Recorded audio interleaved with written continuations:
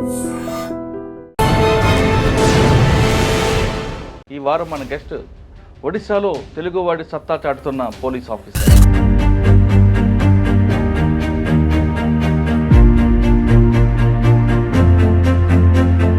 వి గంగాధర్ గారు family background అటువైపు ఎందుకు వెళ్ళారు, సివిల్స్ రాయాలని ఆలోచన ఎందుకు వచ్చింది? మా కాస్ట్లో ప్రొఫెషన్ ఏంటంటే కళ్ళు గీత అండి. మా నాన్న ఇప్పటికీ కూడా కళ్ళు అమ్ముతాడు. నేను కూడా చాలాసార్లు అమ్మానులేండి. 10th 11th స్కూల్లో హాలిడేస్ వచ్చినప్పుడు.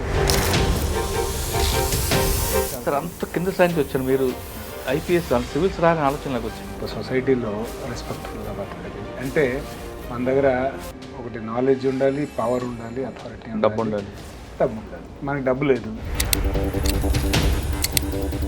ఒడిశాలో ఫస్ట్ పోస్టింగ్ ఎక్కడండి? రాయగడ డిస్టిక్. అది నేను జాయిన్ అయినప్పటికీ నక్సల్ అఫెక్టెడ్ డిస్టిక్. అది చాలా ఆపరేషన్ చేసి ఒక ఆపరేషన్లో ఒక నక్సల్ని కూడా పట్టుకున్నాను. కానీ అప్పట్లో ఒరిస్సా పోలీస్ మీద చిన్న అపవాదం ఉంటుంది, నక్సల్స్ అరికట్టడంలో వాళ్ళకి ఇంకా ఎక్స్పీరియన్స్ లేదు అనేది. మీకు బలిమెల ఇష్యూ మీకు గుర్తుండే ఉంటుంది. చాలా 36 గ్రేహౌండ్స్ జవాన్స్ చనిపోయారు. It's very huge tragedy. కానీ మల్కన్గిరిలో మీరు చెప్తున్నారు కాబట్టి ఆ ప్రాంతం అంతా కూడా గంజాకి ఎక్కువగా తరుగుతుంది. ఒరిస్సా ఒకటే కాదండి, యాక్చువల్గా రెండు ఒడిస్సా ఆంధ్ర బార్డర్లో వెదర్ ప్లస్ టోపోగ్రఫీ. అదే అక్కడ శీలావతి అనే ఒక బ్రాండ్ పడుతుంది కాబట్టి ఎక్కువ వాల్యూ. ఆ టేస్ట్ అంటారు, చెప్తాను మరి. అది అందుకనే పాపులర్ అయింది ఢిల్లీలో అయినా ఎక్కడైనా అక్కడైనా. చాలా టఫ్ టెరైన్స్ ఉంటాయండి. చాలా పై దాకా వెళ్ళాలి, లోపలికి వెళ్ళాలి. ఆ లోపలికి వెళ్ళిన తర్వాత మీకు పైన చూస్తే కనపడదు. లోపలికి వెళ్ళి ఒక చిన్న ప్యాచెస్ చేసుకునే వాళ్ళు. కానీ ఒక ఛాలెంజ్ జాబ్ అనేది ఇక్కడ కనిపిస్తుంది. ఇప్పుడు దేశంలో మెయిన్గా పట్టి పీడిస్తున్న సమస్య ఏంటంటే abuse of drugs. A college చూసినా దొరుకుతుంది, ఏ మార్కెట్లో పాన్ డబ్బా దొరుకుతుంది. కానీ కొంతమంది ఎక్కువగా సంబల్పూర్లో లిటిగేషన్ పెడుతుంటారు, మనకి ఇబ్బంది రాలేదు. అక్కడ కొంత పశ్చిమ Odisha separate, coastal Odisha separate, కొంచెం సెపరేట్ స్టేట్ టైపులో కూడా డిమాండ్ ఉండేది. చాలా పెద్ద గొడవ చేశారండి. కోర్టు పైన అటాక్ చేశారు. కోర్టు రూమ్లోకి వెళ్ళి డిస్ట్రిక్ట్ జడ్జి పైన పేపర్లు విసిరేశారు, చైర్లు విసిరేశారు. చాలా గొడవ జరిగింది.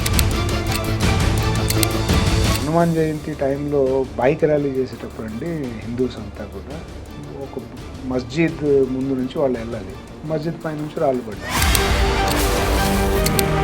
సార్ సంబల్పూర్లో మీరు చెప్తున్నట్టుగా లిటికేట్ ఒక అమ్మాయి మీ ఆఫీసులకు వచ్చి ఏం చేసిందండి? అది main all criminals have some kind of personality disorder. Personality disorder ఉంటేనే క్రైమ్స్ చేస్తారు. ఈ బ్యాక్ స్టాబింగ్, బ్యాడ్ పీపుల్, లేకపోతే. సో అమ్మాయి కూడా వచ్చింది, ఇలా చెప్పింది, ఫలానా XYZ నన్ను రేప్ చేశాడు. నేను నమ్మాను, అంటే వాళ్ళు నిజమేనేమో అని చెప్పేసి నేను వెంటనే నా పైన అలిగేషన్ మొదలుపెట్టి నేను డబ్బు తీసుకొని అవతల పార్టీకి సపోర్ట్ చేశాను.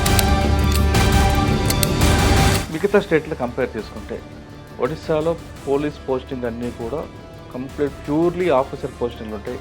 ఎక్కడ కూడా పొలిటికల్ పోస్టింగ్లు ఉండవు. ఉన్న ఒక 5% ఉంటాయనేది చాలామంది అంటారు. వాస్తవం అంటారు. మీరు అన్నట్లుగా Odisha society very conservative society, ట్రెడిషనల్గా ఉంటారు.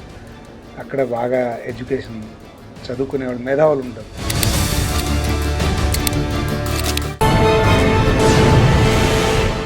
Welcome to 499 of crime diaries. ఈ వారం మన గెస్ట్ ఒడిశాలో తెలుగువాడి సత్తా చాటుతున్న పోలీస్ ఆఫీసర్. పేరు B Gangadhar garu, IPS, superintendent of police, headquarters Bhubaneswar, Odisha. Gangadhar garu ఆంధ్రప్రదేశ్లో కర్నూలు జిల్లాలో పుట్టి ప్రస్తుతం ఒడిశాలో పనిచేస్తున్నారు. ఒడిశాలో దాదాపు 6 జిల్లాలో పనిచేసిన ఆయన నక్సల్స్ ప్రభావిత ప్రాంతాల్లో తనకంటూ ఒక మార్క్ వేసుకుని వచ్చారు.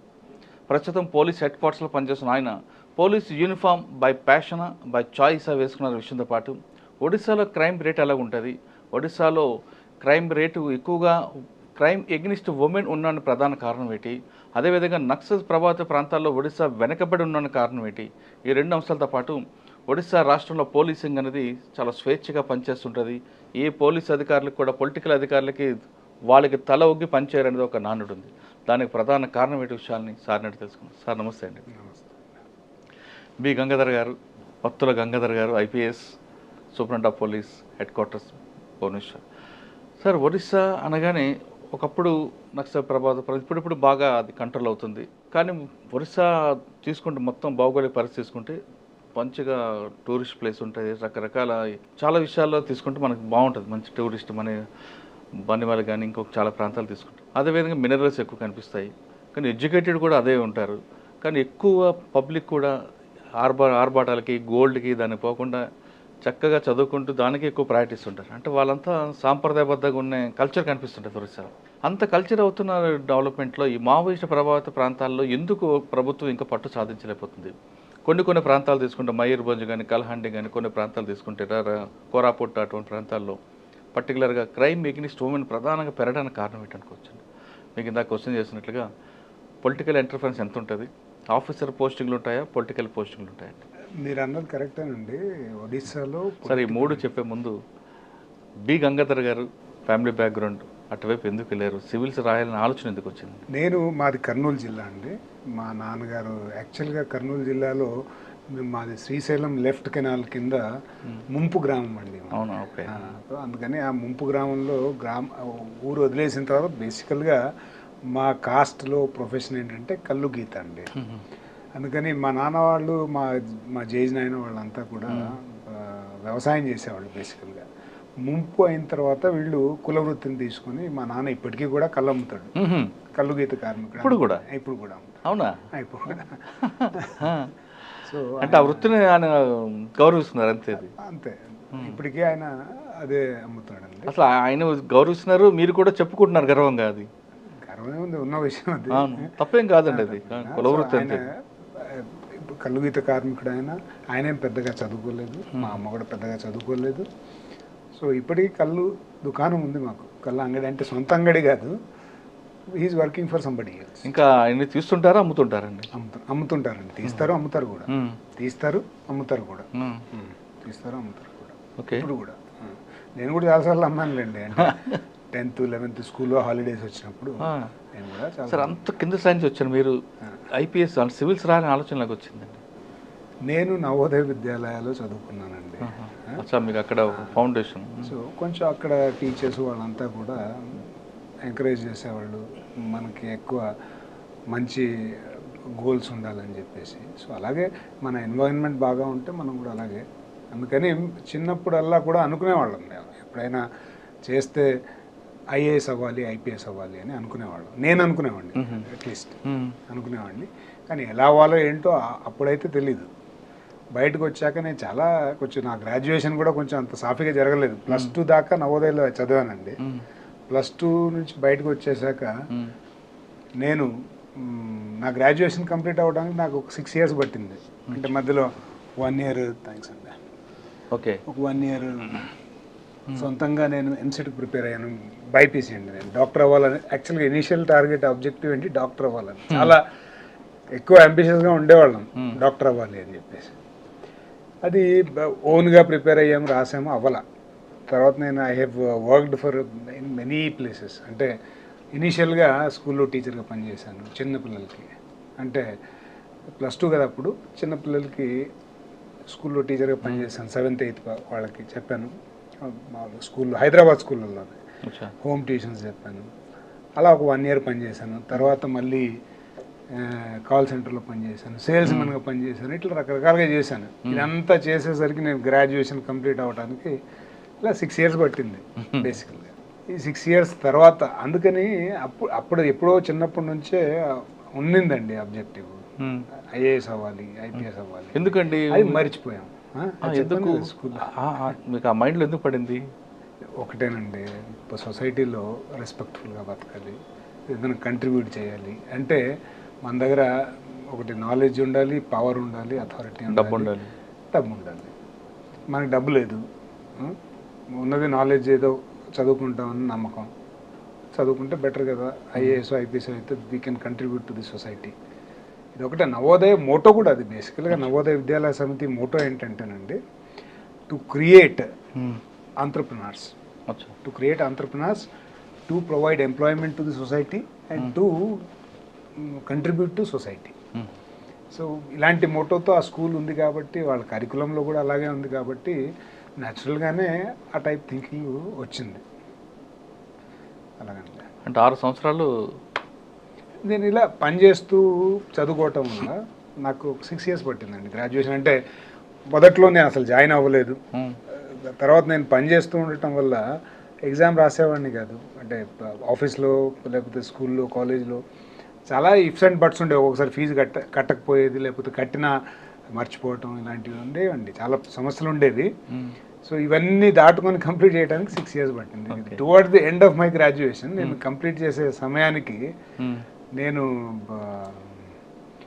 I was working for GE అండి, జనరల్ ఎలక్ట్రిక్. ఓకే. అంటే సివిల్స్ ఎప్పుడు రాశారండి? 2010లో రాశాను. స్టార్ట్ చేశాను. అంటే ఫస్ట్ అటెంప్ట్లో కొట్టారా? నాది ఫస్ట్ అటెంప్టే అనుకోవచ్చు. కాకపోతే నేను అంతకుముందు కూడా ఒక అటెంప్ట్ ఇచ్చాను పని చేసుకుంటూ. సో సెకండ్ అటెంప్ట్ అనుకోండి. ఓకే సార్, ఒక కింద స్థాయి నుంచి ఆ స్థాయికి వచ్చిన తర్వాత సివిల్స్ రాయాలని ఆలోచన వచ్చింది, కొట్టాలని కొట్టారు. ఫస్ట్ అటెంప్ట్లో మీరు కొంచెం మిస్ అయి ఉంటుంది. మరి ఇంట్లో అందరూ ఇబ్బంది పెట్టారు, ఇది మనకెందుకు, మన స్థాయి కాదు ఇది, ముందుకు వెళ్తున్నాం అని అటువంటి ఏమైనా మాటలు విన్నారా? లేదండి, ఎప్పుడే వాళ్ళకి బేసికల్గా తెలియదు, అంత ఐడియా లేదు ఏంటి నేను ఏం చేస్తున్నాను. ఒక్క విషయం అయితే అనుకున్నారు ఏంటంటే నేను రిజైన్ చేశానండి. అదే ఫస్ట్ నేను పని చేస్తూ రాసినప్పుడు రాలా. నేను ఒక ఫిలిమ్స్ అటెంప్ట్ చేసినప్పుడు I used to work in I Labs. మీకు దుర్గం అవును, my office was in I Labs, Sreeniraj గారు బిల్డింగ్ ఫస్ట్. అదేనండి నేను పని చేసినప్పుడు. అంతకుముందు దాని ముందు ఇన్ఆర్బిట్ మాల్ ఉంది, అవును, అప్పుడు లేదు అసలు, అప్పుడే కన్స్ట్రక్షన్ స్టార్ట్ చేశారు. సో దుర్గం చౌరు ఓవర్లుకింగ్ అదొక్కటే ఉండేది. రౌండ్ బిల్డింగ్ ఉంటుంది. కొంచెం ముందుకు వస్తే మైండ్ స్పేస్ ఉండేది, ఇక్కడ సైబర్ గేట్వేస్ ఉండేది. అవును, తెలుసండి అది బిల్డింగ్. హైటెక్ సిటీ, ఇవి తప్ప ఈ 4 Mind Space, Hitec City, Cyber Gateways, I Labs తప్ప అక్కడ ఏమీ లేదు. ఇప్పుడు చాలా జంగిల్ అయిపోయింది అది. అదే శ్రీనిరాజ్ గారు కట్టారు కదా, రామలింగరాజు గారు కో బ్రదర్. Exactly right. ఆయన టీవీ నుంచి చైర్మన్ అప్పుడు. ఓకే ఓకే రైట్ అండి, కరెక్ట్ చెప్పారు. రైట్, ఐ ల్యాబ్స్ అనేది యాక్చువల్గా TV9 ఫస్ట్. అవును అవును, సిస్టర్స్ కంపెనీ అదే, దాని నుంచి స్టార్ట్ అయింది. దాని నుంచి స్టార్ట్ అయింది. అవునండి, ఐ విజన్ నుంచి TV9గా మారింది. అవును. ఓకే, తర్వాత సెకండ్ అటెంప్ట్ కొట్టారు. కొట్టిన తర్వాత గోల్డ్ రాజ్ అవగానే వెంటనే అమ్మ నాన్న ఏమన్నారండి? తెలిసింది అప్పటికైనా మీరు? అంటే అప్పుడు తెలుసండి, అంత ముందు కూడా తెలుసు. కాకపోతే నార్మల్గా ఏమంటారండి ఊళ్ళో ఎవరికి మన గురించి తెలియదు. ఎందుకంటే నేను చిన్నప్పుడే నవోదయలో చదువుకున్నాను. తెలిసినా కూడా జనరల్గా ఇన్సెక్యూరిటీస్ ఎలా ఉంటాయండి. నేను జీలో పనిచేస్తున్నాను, చెప్పాను కదా అప్పుడు జీలో పనిచేస్తున్నాను. నేను అప్పటికే ఒక మోటార్ సైకిల్ కొనుక్కున్నాను, కారు కూడా కొన్నాను అప్పుడే సెకండ్ హ్యాండ్లో.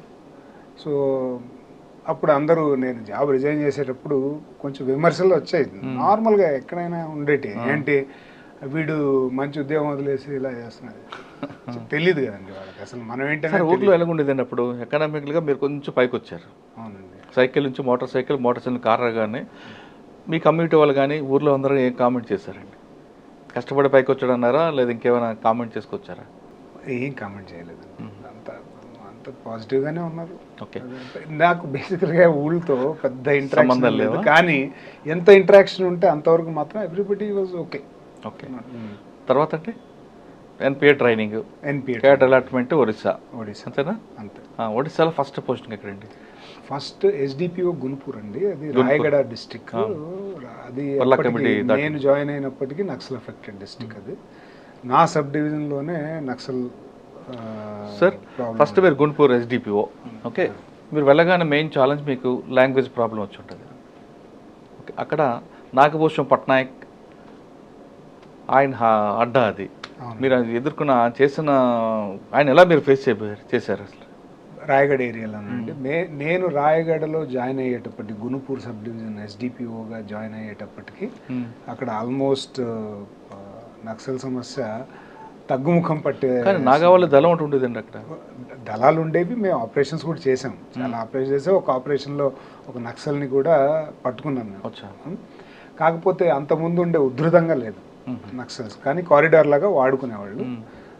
పక్కన గజపతి డిస్టిక్ నుంచి, ఇటువైపు నుంచి, కలహండి నుంచి. అక్కడ పేరు విన్నారా నాగభూషణ పట్నాయక్? విన్నానండి. కానీ అక్కడ పబ్లిక్తో మాట్లాడడం అనేది మీకు లాంగ్వేజ్ ప్రాబ్లం రాలేదా? నేను మొదట్లో ఒడిశా జాయిన్ అయినప్పుడు అండి నాకు ఇంట్రెస్ట్ లేదండి ఒడిశా కాడర్ అంటే అండర్ డెవలప్డ్ అని చెప్పేసి నేను ఫస్ట్ లాంగ్వేజ్ చూసి చాలా డిసప్పాయింట్ అయిపోయాను. నేను జాయిన్ అయినప్పుడు అసలు నేను ఈ లాంగ్వేజ్ ఎప్పుడు మాట్లాడలేనేమో అని అనుకున్నా. కానీ ఒకసారి పని చేయటం మొదలుపెట్టిన తర్వాత ఫీల్డ్లో అందరితో ఇంటరాక్ట్ అవ్వటం మొదలుపెట్టా. ఒక 6 monthsలో నేర్చుకున్నా. ఈరోజు నేను అందరూ అంటారు మరి నిజం అవ్వద్దాం మనకు తెలియదు, కానీ నేను మంచి ఒడియా మాట్లాడతానని అంటారు. నాకు ఇప్పుడు లాంగ్వేజ్తో ప్రాబ్లం లేదు. అంటే ఒడియా మాట్లాడడం వేరు, రాయడం వేరు. రాయడం కూడా వచ్చినారా? వచ్చండి, రాయటం వచ్చు. కాకపోతే తెలుగు రాసినంత ఫాస్ట్గా స్కిల్ఫుల్గా రాయలేను, బట్ రాయటం. రాసింది చదవగలరు? రాసింది చదవగలరు, హ్యాండ్ రైటింగ్ కూడా చదవగలరు. ఆ గుణపూర్ సబ్ డివిజన్లో మీకు మెయిన్ ఛాలెంజ్ ఏమొచ్చిందండి? First sub division Gunupur sub డివిజన్లో నేను ఒక 10 నెలలు పనిచేశానండి. బేసికల్గా 12 months, 11 months, less than a year. Mainly Naxal problems అండి. అక్కడ ఆపరేషన్స్లో పార్టిసిపేట్ చేసేవాళ్ళం. ప్లస్ రెగ్యులర్ రొటీన్ క్రైమ్ ఉండేదండి. రొటీన్ క్రైమ్, మర్డర్స్, ఫ్యామిలీ ఇష్యూస్లో మర్డర్స్, ఆర్గనైజ్డ్ మాఫియా కానీ ఆర్గనైజ్డ్ క్రైమ్స్ కానీ గుణపూర్ సబ్ డివిజన్లో పెద్దగా ఉండేవి కావండి. కాకపోతే లిక్కర్ రిలేటెడ్ అక్కడ ఇల్లిసిట్ లిక్కర్ ఎక్కువగా ఉండేదండి. ఆ ఇల్లిసిట్ లిక్కర్ తాగి గొడవలు చేసుకోవటం, పొలిటికల్ మర్డర్స్ జరగటం ఇలాంటివి జరిగేవి. అవి రొటీన్ క్రైమ్. నార్మల్గా ఈ క్రైమ్ ఫర్ గెయిన్లో కానీ విమెన్ విషయంలో కానీ మోటివ్ క్లియర్గా ఉంటుంది, తెలిసిపోతుందండి. కానీ గుణపూర్ సబ్ డివిజన్లో ఎక్కువగా 174 ఉండేవండి. ఏది భర్త వచ్చి భార్యని తిట్టిన చిన్న చిన్న ఇష్యూస్కే వాళ్ళు సూసైడ్ చేసుకునేవారు. పురుగుల మంది తాగో లేదంటే చిట్ గ్యాంగ్ చేస్తారు. అటువంటి కేసులను మీరు ఐడెంటిఫై చేశారా? అంటే కాజ్ ఆఫ్ డెత్ అండ్ ప్రతి దానికి ఒక రీజన్ కనిపిస్తుంటుంది. అవునండి, చాలా చూశానండి. నేను ఎస్డిపిఓగా ఉన్నప్పుడు చాలా సూసైడ్లు చూశాను, చాలా మర్డర్లు చూశాను. మర్డర్ ఫర్ గెయిన్ అంటే అక్కడ ఎక్కువగా 174 జరగడానికి ప్రధాన కారణం అనుకుంటారు? అక్కడ చదువు లేకపోవడం వల్ల అనుకోవచ్చా? 174 అంటే సూసైడ్ అంటున్నానండి. అమాయకత్వం? అమాయకత్వం ఏం కాదండి. అంటే ఎక్కువగా చేతబడులు వీళ్ళు నమ్ముతుంటారు కదా నా ప్రాంతం. ఎక్కువ చేతబడులు ఉంటారండి అన్ని చోట్ల ఉన్నట్లుగానే ఒడిశాలో కూడా ఉన్నారు. రాయగడలో మీరు చెప్పారు మయూర్భంజ్ అని, మయూర్భంజ్ ఇలాంటి చోట్ల చేతబడుల్ని నమ్ముతారు. చేతబడి చేసేవాళ్ళు ఉంటారు. అంటే తప్పుగా వాళ్ళకి చేతబడి వచ్చు రాదు అనేది పక్కన పెడితే చేతబడి చేసేవాళ్ళలాగా చలామణి అవుతూ భయపెడుతూ చేసేవాళ్ళు ఉంటారు. ల్యాక్ ఆఫ్ ఎడ్యుకేషన్ అనుకోవచ్చండి. అచ్చా, గుణపూర్ తర్వాత అంటే గుణపూర్ తర్వాత నన్ను డైరెక్ట్గా ఎస్పీ చేశారండి. మామూలుగా అడిషనల్ ఎస్పీ చేస్తారు, ఓఎస్డీ ఉంటుంది కదా, ఓఎస్డీ ఉంటుంది లేదా అడిషనల్ ఎస్పీ ఉంటుంది. నన్ను డైరెక్ట్గా ఎస్పీ చేశారు. ఫస్ట్ బౌద్ధ్ జిల్లాకి ఎస్పీ చేశారు. ఏముందండి అక్కడ? చాలా బౌద్ధలో యాక్చువల్గా అప్పటిదాకా అక్కడ ప్రమోటివ్ ఆఫీసర్లను వేసేవాళ్ళు అండి. అంటే స్టేట్ సర్వీస్ నుంచి ప్రమోట్ అయిన వాళ్ళు. ఎప్పుడైతే అక్కడ నక్సల్ ఇష్యూ స్టార్ట్ అయిందండి, కందమాల్కి ఆనుకొని ఉంటుంది. అప్పుడు వాళ్ళు బహుశా యంగ్ ఆఫీసర్ అయితే బెటర్ అనుకున్నారేమో ఆపరేషన్స్ చేయడానికి. ఐపీఎస్ ఆఫీసర్ అంటే నన్ను వేశారండి. చాలా రోజుల తర్వాత ఒక డికేడ్ అంతా కూడా మామూలుగా సీనియర్ ఆఫీసర్లు ఉండేవాళ్ళు, ఈ స్టేట్ సర్వీస్ నుంచి ఉండేవాళ్ళు. They wanted young officer who is trained in Naxal operations. నేను పైగా గుణపూర్లో చేసిన ఎక్స్పీరియన్స్ కూడా ఉంది, అందుకని నన్ను బౌద్ధ్లో వేశారు. సార్, ఆ ఊరు వెళ్ళడానికి ట్రాన్స్పోర్ట్ ప్రాబ్లం ఉంది. మీరు గుణపూర్ వెళ్ళడం కూడా ట్రాన్స్పోర్ట్ ప్రాబ్లం. బరంపూర్ దిగి గంజా నుంచి రావాలి మదర్సా మీదుగా, అక్కడ కూడా ప్రాబ్లం. ఎలా ఫేస్ చేశారండి? నేను ఒడిశాలో జాయిన్ అయ్యేటప్పటికండి రోడ్ కనెక్టివిటీ బాగుంది. బౌద్ధ్కి వెళ్ళడానికి ఇప్పుడు నేను గుణపూర్ నుంచి బౌద్ధ్కి రావడానికి ఎటువంటి సమస్య లేదు, మంచి రోడ్లు ఉన్నాయి. ఇప్పుడు కదా, అప్పుడు నేను జాయిన్ అయినప్పుడు కూడా రోడ్లు బాగుంది. రోడ్డు ఉందా? ఓకే. కానీ ఇంకొక ప్రాబ్లం ఉంటుందండి. మీరు కర్నూలు, రాయలసీమ మంచి కారం ఫుడ్ అలవాటు పడ్డాయి మీకు. అక్కడ అంతా స్వీట్ ఉంటుంది. ఒడిశాలో పప్పులో కూడా వాళ్ళు పంచదార వేస్తారు. కరెక్ట్. పూరీలో జిలేబీ ఉంటుంది. మీరు ఎలాగా దాన్ని అడ్జస్ట్ చేశారు? ఇంట్లో మన కుక్సే ఉంటారు కదండి, వాళ్ళకి చెప్తే యాక్చువల్గా అదేనండి. ఒక గుర్రపు గుంపులో గాడిదని పెడితే కొద్ది రోజులకి అది ఏమవుతుంది, అది కూడా గుర్రంలాగే బిహేవ్ చేయటం, అది పరిగెడుతుంటుంది, అది అరుస్తుంది. అలాగా నేను కూడా వాళ్ళలో జాయిన్ అయిన తర్వాత నేను కూడా అలాగే తింటాం అలవాటు అయిపోయింది. పొద్దున్న పూరి, వాళ్ళు రసగుల్లా. మనం ఇప్పుడు వాళ్ళకి ఇడ్లీ మాకు స్టాఫ్ ఉండేవాళ్ళు కదండి, వాళ్ళకి ఇడ్లీ చేయటం నేర్పించిన, లేకపోతే పూరి చేయడం నేర్పించిన, ఆల్మోస్ట్ బాగానే చేస్తారు మనకి ఎలా కావాలంటే అలాగా. కానీ ఇనిషియల్గా మనం ఎలా చెప్పినా సరే వాళ్ళ స్టైల్లోనే చేస్తారు.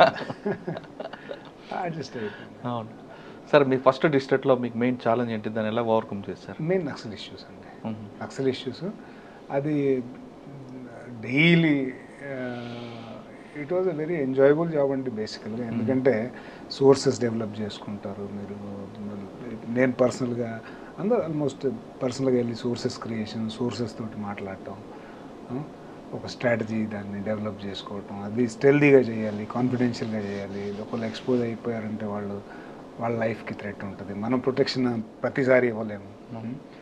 సో అలా నేను పర్సనల్గా వెళ్ళేవాడిని ఫీల్డ్లోకి, సివిల్స్లో వెళ్ళేవాడిని, తలపాగా కట్టుకొని మోటార్ సైకిళ్ళలో, అలా ట్రాన్స్పోర్ట్ వెహికల్స్లో అలా తిరిగేసి వాళ్ళతో కలిసి చాలా సోర్సెస్ డెవలప్. అప్పుడే స్టార్ట్ అవుతుందండి నక్సల్ ఇష్యూ అక్కడ.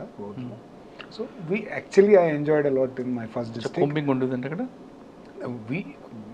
we used to launch at least 10 to 15 operations in a month. 10 to 15 operations in a month is a very big number. Okay. కానీ అప్పట్లో ఒరిస్సా పోలీస్ మీద చిన్న అపవాదం ఉంటుంది, నక్సల్స్ అరికట్టడంలో వాళ్ళకి ఇంకా ఎక్స్పీరియన్స్ లేదు అన్నది. అవునండి, మీరు కరెక్టే చెప్పారు. అప్పుడు ఉన్నది. ఇప్పుడు గత లాస్ట్ 1 డికేడ్లో మీరు ఇప్పుడు సదరన్ ఒడిశా ఏఓబి బార్డర్ తీసుకున్నారండి, కోరాపుట్, మీకు బలిమెల ఇష్యూ మీకు గుర్తుండే ఉంటుంది. చాలా 36 గ్రేహౌండ్స్ జవాన్స్ చనిపోయారు. It's very huge tragedy. అంత తులసి పహాడ్ అని చెప్పేసి అక్కడ ఉండేదండి. ఇట్స్ ట్రై జంక్షన్ బేసికల్గా, ఛత్తీస్గఢ్, ఆంధ్ర, ఒడిశా. అలాంటి సమస్య ఉండేది ఇప్పుడు స్వాభిమాన ఆంచల్ అని చెప్పేసి మొత్తం ఫ్రీ అయిపోయింది. మాల్కాన్గిరిలో there is no Naxal at all. రోడ్లు ఫ్రీగా తిరుగుతున్నారు. ఇప్పుడు మీరు బలిమల వెళ్తే అక్కడ టూరిజం కనిపిస్తుంది, ఇప్పుడు బలిమల వెళ్తే అక్కడ రిసార్ట్ కనిపిస్తుంది. ఎంటైర్ ట్రాన్స్ఫర్మేషన్ జరిగిపోయిందండి. కానీ కట్ ఆఫ్ ఏరియాలో ఉంది కదండి ఇంకా? లేదండి, ఇప్పుడు మల్కాన్గిరిలో అబ్సల్యూట్లీ నో. దానికి స్ట్రాటజీ ఏంటంటేనండి, మీకు అందరికీ తెలుసు ఏంటంటే హోల్డ్, ఆపరేట్, హోల్డ్. ఆపరేషన్స్ చేయాలి, వాళ్ళని బయటికి ఫ్లష్ అవుట్ చేయాలి, హోల్డ్ చేయాలి. సిఓబీస్ అని పెడతారు, మీకు చాలా తెలుసు. అక్కడ సిఏపిఎఫ్లు, సిఆర్పిఎఫ్, బిఎస్ఎఫ్ బేస్ క్యాంపులు ఉంటాయి. ఆ బేస్ క్యాంపులు అన్నీ మల్కాన్గిరిలోను, ఛత్తీస్గఢ్ బార్డర్లోను ఉండటం వల్ల ఇప్పుడు మల్కాన్గిరిలో బేసికల్గా ఒక్క నక్సల్ ఆపరేషన్ కానీ, ఒక సివిలియన్ డెత్ కానీ, ఒక్క నక్సల్ డెత్ కానీ లాస్ట్ 1-2 years నుంచి లేదు. నక్సల్ డెత్ లేదు, క్యాజువల్స్ లేవు అనేది నేను ఒప్పుకుంటా. కానీ వాళ్ళ మూవ్మెంట్ అయితే ఏఓబీలో ఉందనేది వాస్తవం. ఏఓబీలో ఉందండి, మరీ కంప్లీట్గా లేదని అనడానికి లేదు. ఇంతకు ముందు ఏంటంటే వాళ్ళ గైడ్ లాగా ఉండేదండి. ఇప్పుడు వాళ్ళ గైడ్ లేదండి. ఇప్పుడు విలేజర్స్ ఫ్రీగా వెళ్ళగలుగుతున్నారు. ఇంతకుముందు పోలీస్ వెహికల్స్ లైట్ పెట్టుకొని వెళ్ళే పరిస్థితి లేదు. ఇప్పుడు పోలీస్ వెహికల్స్ లైట్ పెట్టుకొని వెళ్తున్నారు, ఫ్రీగా వెళ్తూ వస్తూ ఉన్నారు. ఇంటెలిజెన్స్ ఉంటుంది కదండి, ఇంటెలిజెన్స్ ఏమీ లేదు అక్కడ బేసిక్గా. కానీ మల్కన్గిరిలో మీరు చెప్తున్నారు కాబట్టి ఆ ప్రాంతం అంతా కూడా గంజాకి ఎక్కువగా జరుగుతుంది. ఎక్కడ జరిగినా అంటే తెలంగాణ కానీ మహారాష్ట్ర కానీ ఎక్కడ గంజా దొరికినా మల్కన్గిరి నుంచి వస్తుంది, ట్రూ ఆంధ్ర నుంచి వస్తుంది అనేది వస్తుంటుంది రిపోర్ట్. అది వాస్తవం అంటారా? వాస్తవేనండి. మరి ఎందుకంటే కంట్రోల్ చేయలేకపోతుంది గంజాను ఒరిస్సా ప్రభుత్వం? ఒరిస్సా ఒకటే కాదండి, యాక్చువల్గా రెండు ఒడిశా ఆంధ్ర బార్డర్లో వెదర్ ప్లస్ టోపోగ్రఫీ.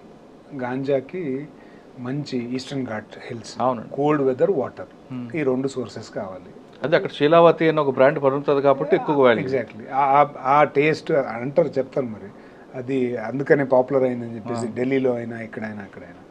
అవి చాలా ఇంటీరియర్ అండి. ఇంతకు ముందు అంతా కూడా నక్సల్స్ ప్రభావితం ఎక్కువ ఉండటం వల్ల అక్కడ ఉండే జనాలు కూడా ఎవరైతే ఈ గాంజా వ్యాపారం చేసేవాళ్ళు, గాంజా పండించేవాళ్ళు, వాళ్ళంతా కూడా నక్సల్స్ని వాడుకునేవాళ్ళు. అంటే పోలీసులు అక్కడికి చేరుకుంటే వాళ్ళ ఆర్థిక వనరులు దెబ్బతింటాయి కదా, ఈ గాంజా వ్యాపారం పోతే వాళ్ళకి డబ్బులు రావు. అందుకని చెప్పేసి వాళ్ళు నక్సల్స్ని వాడుకునేవాళ్ళు, నక్సల్స్కి ఇన్ఫర్మేషన్ ఇవ్వటం. ఆ కారణం చేత ఇంటీరియర్గా ఎప్పుడు పోలీసులకి, ఆంధ్ర పోలీసులకు కానీ ఒడిశా పోలీసులకు కానీ గాంజాని అరికట్టాలి అనేది సెకండరీ ఆబ్జెక్టివ్గా ఉండేది. ఫస్ట్ టార్గెట్ వాళ్ళది నక్సలిజం, సెకండ్ టార్గెట్. ఇప్పుడు ఒడిశా సైడ్ ఆల్మోస్ట్ 90% కంట్రోల్ అయ్యిందండి. ఆంధ్ర సైడ్ కూడా పెద్దగా ఏం లేదు. నెక్స్ట్ స్టెప్ నేను అనుకుంటున్నాను, గాంజాని అరికట్టడంలో 2 ప్రభుత్వాలు కూడా నాకు తెలిసి సక్సెస్ అవుతాయి. అదొక్కటే కాదండి, ఒక నక్సల్ ప్రాబ్లం ఒక్కటే కాదు, చాలా టఫ్ టెరైన్స్ ఉంటాయండి. మీరు వెళ్ళి ఉంటారు బహుశా, చూస్తాను 90 degrees కనిపిస్తుంటుంది. చాలా పై దాకా వెళ్ళాలి, లోపలికి వెళ్ళాలి. ఆ లోపలికి వెళ్ళిన తర్వాత మీకు పైన పైన చూస్తే కనపడదు. లోపలికి వెళ్ళి ఒక చిన్న చిన్న ప్యాచెస్ చేసుకునే వాళ్ళు స్లోప్స్లో, అన్నీ ఒక చోట మన పొలం వేసినట్లు 5 ఎకరాలు 10 ఎకరాలు వేయరు వాళ్ళు. ఆ స్లోప్స్లోను ఆ దారుల్లోనూ వేసుకుంటారు. వాటిని ఐడెంటిఫై చేయడమే కష్టం ఉంటుందండి. కొన్ని చోట్ల ఎక్కడైతే ఎకరాల్లో 6 ఎకరాల్లో 5 ఎకరాల్లో వేసుకుంటారో అలాంటివి కొన్ని ఇన్ఫర్మేషన్స్ వస్తుంటాయి, వాటిని చేస్తుంటారు. బేసికల్గా అండి మన దేశంలో పోలీస్ పబ్లిక్ రేషియో చూడండి మీరు. మనం అంటే we are not sufficiently equipped manpower wise అలాంటి సమస్యల్ని హ్యాండిల్ చేయడానికి. బట్ సిన్స్ ఒక ప్రాబ్లం అయితే సరిపోయిందండి, Naxal issue. Top priority ganja. ఇప్పుడు టాప్ ప్రయారిటీ గాంజా లాస్ట్ 3 ఏళ్ళ నుంచి 4 ఏళ్ళ నుంచి Odisha government, Odisha police is the top seizure making organisation in India. ప్రతి సంవత్సరం కూడా హోమ్ మినిస్టర్ కూడా ఒడిశా పోలీస్ని సన్మానం చేశారండి. అంటే గంజా అరికట్టలోనే ట్రాన్స్పోర్ట్లో వస్తుంది. గాంజా సీజర్ అండి, ట్రాన్స్పోర్టేషన్లో highest quantity of ganja is seized by Odisha police. Okay, అయినా కూడా ఇంకా చాలా చేయాల్సి ఉంది. ఇంకా ఉందంటారు? ఇంకా చేయాల్సి ఉందండి. ఇది గంజాని పట్టుకోవడం అంటే అసలు పండించకుండా చూడడం అనేది ఫస్ట్ ప్రయారిటీ వస్తుంది. ట్రాన్స్పోర్ట్ కన్జ్యూమర్ అంటే వేరే విషయం సార్. అక్కడ వాళ్ళకి ఎడ్యుకేట్ చేసి కమర్షియల్ క్రాప్స్ వైపు తీసుకొస్తే కొంత బెటర్ ఉంటుంది కదా. అక్కడ 2 రకాలండి గాంజా పండించే వాళ్ళు, 2 రకాలు. ఒకటి వేరే ఆల్టర్నేట్ లేక అలా తక్కువ మంది వాళ్ళు ఉండే కష్టపడే వాళ్ళు ఎవ్వరూ ఈ పని చేయరండి. వాళ్ళు డబ్బు ఫ్రీగా కావాలి, ఎక్కువ డబ్బు సంపాదించాలి, కష్టమేం లేకుండా అనుకునే వాళ్ళే. కానీ వాళ్ళకి వచ్చే తక్కువ అండి కదండి, అలా మెయిన్ కిన్ పిన్కి వెళ్తే ఎక్కువ వెళ్తుంటుంది కదా. అలా ఏం లేదండి, వాళ్ళకు కూడా నాకు తెలిసిన రేట్ ఏమిటంటే కిలోకి 1500. ఏ పంటకు 1500 ఇస్తారండి? అచ్చా, పసుపు ఇవన్నీ కదండి, ఇంకా పండొచ్చు కదా. పసుపు అక్కడ పండాలి కదండి, అది ఫారెస్ట్ ల్యాండ్. అక్కడ మీరు పసుపు పసుపు అని కాదు, చాలా ఉన్నాయి కదా, మిల్లెట్స్ ఉన్నాయి. ఇప్పుడు గాంజా పండించేది నాకు ల్యాండ్ అవసరం లేదు, గంజా పండించడానికి కొండల్లోకి వెళ్ళి వేసేసుకుంటే అయిపోతుంది. దానికి కూడా ఎక్కువ ఖర్చు పడక్కలు, వాటర్ ఉంటే చాలు. ఎరువులు కూడా ఈ మధ్యలో గంజా కూడా ఎరువులు వేస్తున్నారు, హైబ్రిడ్. సో కాబట్టి అత్యాశ పడే వాళ్ళు మాత్రమే, క్రిమినల్స్ మాత్రమే మోస్ట్లీ, ఆబ్వియస్లీ దే నో, అది వాళ్ళకి అందరికీ తెలిసి తప్పని, కానీ ఈజీ మనీ కోసం. కానీ ఒక్కసారి కేసు పడితే దాన్ని ఇంకా బయటకు రావడం కష్టం కదండి అది ఎన్టీపీసీలో. అవునండి, మరి ఎందుకు వాళ్ళకి ఎడ్యుకేట్ లేక కేసులో కోర్టు చుట్టూ తిరగడం కన్నా బెస్టే కదా. ఒక్కసారి కేసు అయిన తర్వాత వాళ్ళు ఒక 6 నెలలు అలాగే జైల్లో ఉంటారండి. తర్వాత మళ్ళీ రిలీజ్ అయ్యేస్తారు, మళ్ళీ అదే పని చేస్తారు. గాంజా ఎన్డీపీఎస్ కేసులో నుండి ప్రూవ్ చేయటం అనేది చాలా కష్టం. ఎలా కష్టం అంటే బికాజ్ ఇది వెరీ స్ట్రింజెంట్ పనిష్మెంట్స్ ఉన్నాయి కాబట్టి, బర్డన్ ఆఫ్ ప్రూఫ్ అక్యూజ్డ్ పైన ఉంటుంది కాబట్టి, మీరు ప్రజెంట్ చేసే ఎవిడెన్స్ కూడా అంత పకడ్బందీగా ఉండాలి, లేకపోతే కన్విక్షన్ రాదు. ఇది కన్విక్షన్ చేయటం, ఇప్పుడు ట్రాన్స్పోర్టేషన్లో గంజా పట్టుకుంటారంటే అది ఫలానా రాజు పండించాడు అని ప్రూవ్ చేయటం చాలా కష్టం. అందుకని చెప్పేసి వీళ్ళు సరే పోలీసులకు తెలిసినా ఏదో ఆదరాబాదరగా ఉండే ఎవిడెన్స్తో వాళ్ళని అరెస్ట్ చేసి ఫార్వర్డ్ చేసినా కోర్టులు వాటిని కొంచెం లీగల్గా స్క్రూటినైజ్ చేయటంతో బెయిల్ వచ్చేస్తుందండి. అంటే కన్విక్షన్ ఉండదు అక్కడ, కన్విక్షన్ తక్కువ అండి. అంటే కన్విక్షన్ ఇప్పుడు గంజా కేసులు కానీ కొన్ని కేసుల్లో మనకి ప్రాసెసింగ్ పనిష్మెంటే కనిపిస్తుంటుంది. ఎగ్జాక్ట్లీ అంతే కదా. అంతేనండి, రైట్ అండి. ఇప్పుడు నెక్స్ట్ సెకండ్ డిస్ట్రిక్ట్ ఎక్కడ? సెకండ్ డిస్ట్రిక్ట్ దేవ్గఢ్ అండి. బౌద్ధ్ తర్వాత దేవ్గఢ్, అక్కడ కూడా నక్సల్ ప్రాబ్లం ఉండేదండి సిమిలర్గా. అక్కడికి పంపి ఎక్కువ మినరల్స్ ఎక్కువ. దేవ్గఢ్లో మినరల్స్ లేవు, ఏమీ లేవు. ఎక్కడండి దేవ్గఢ్? రాయగఢ్ అది, ఇది దేవ్గఢ్ అండి. రాయగఢ్లో బాక్సైట్ ఉంది.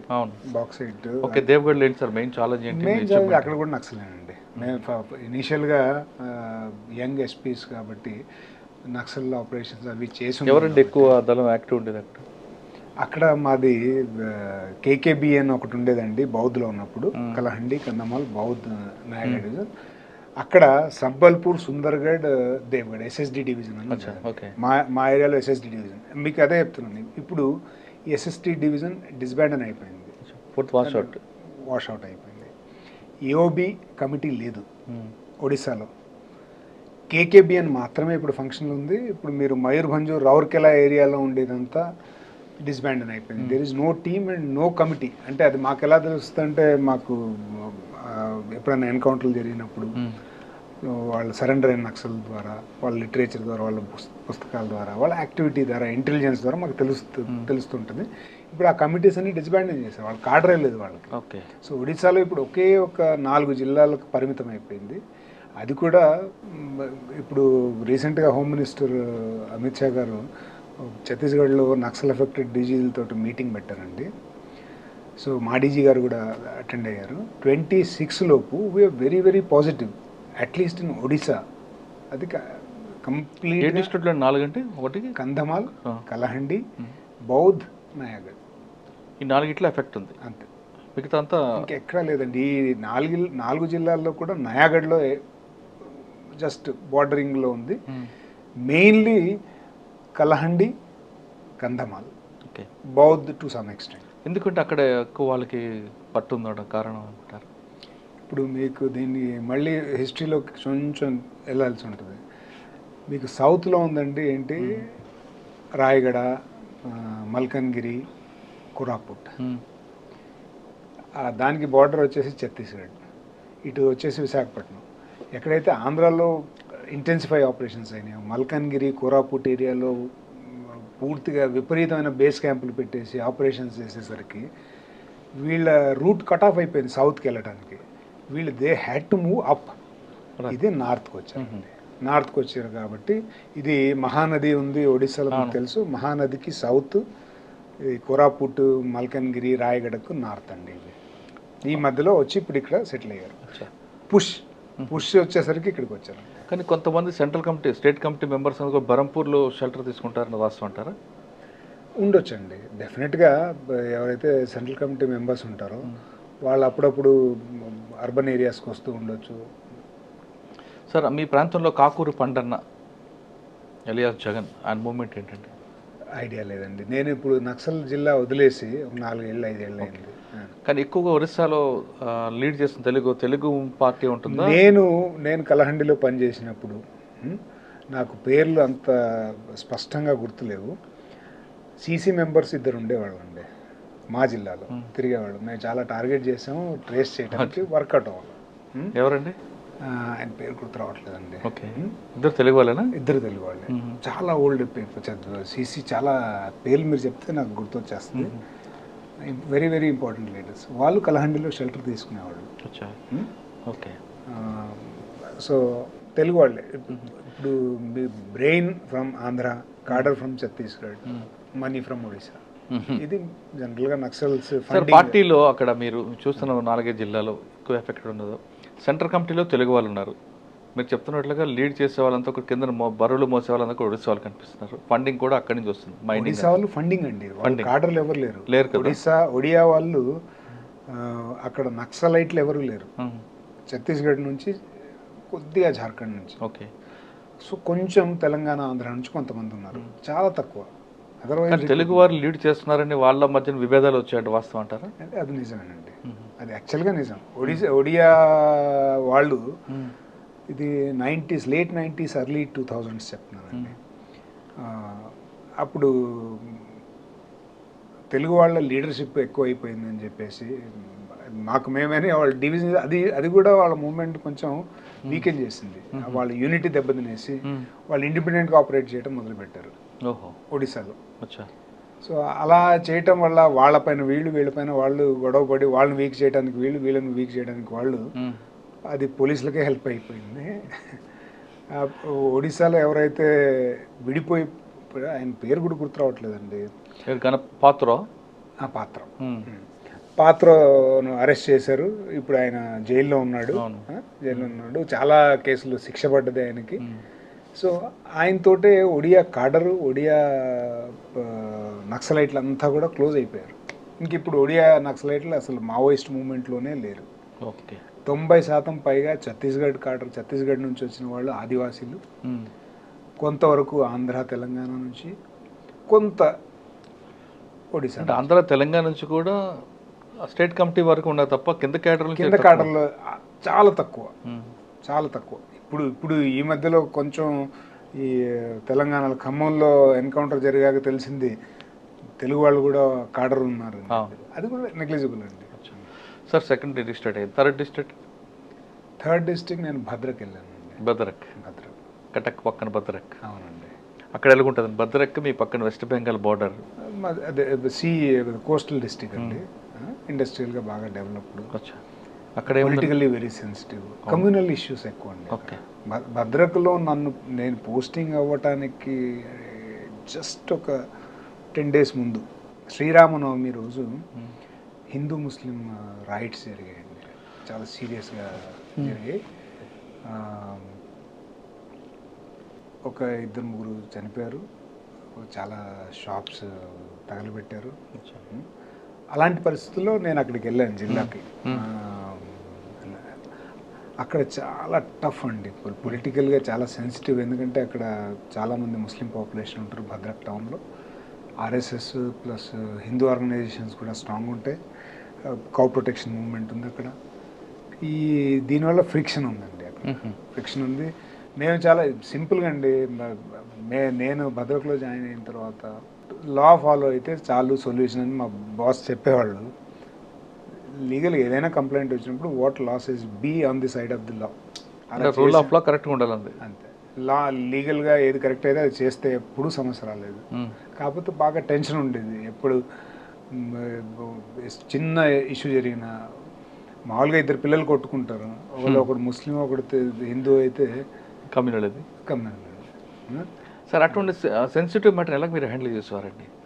ఏం లేదు, ఇమ్మీడియట్గా రెస్పాండ్ అవ్వటం, ఇమ్మీడియట్గా ఇనీషియల్ స్టేజ్లో సమస్య ఉన్నప్పుడే అటెండ్ అయితే జనరల్గా కూడా పెద్ద అవ్వదు.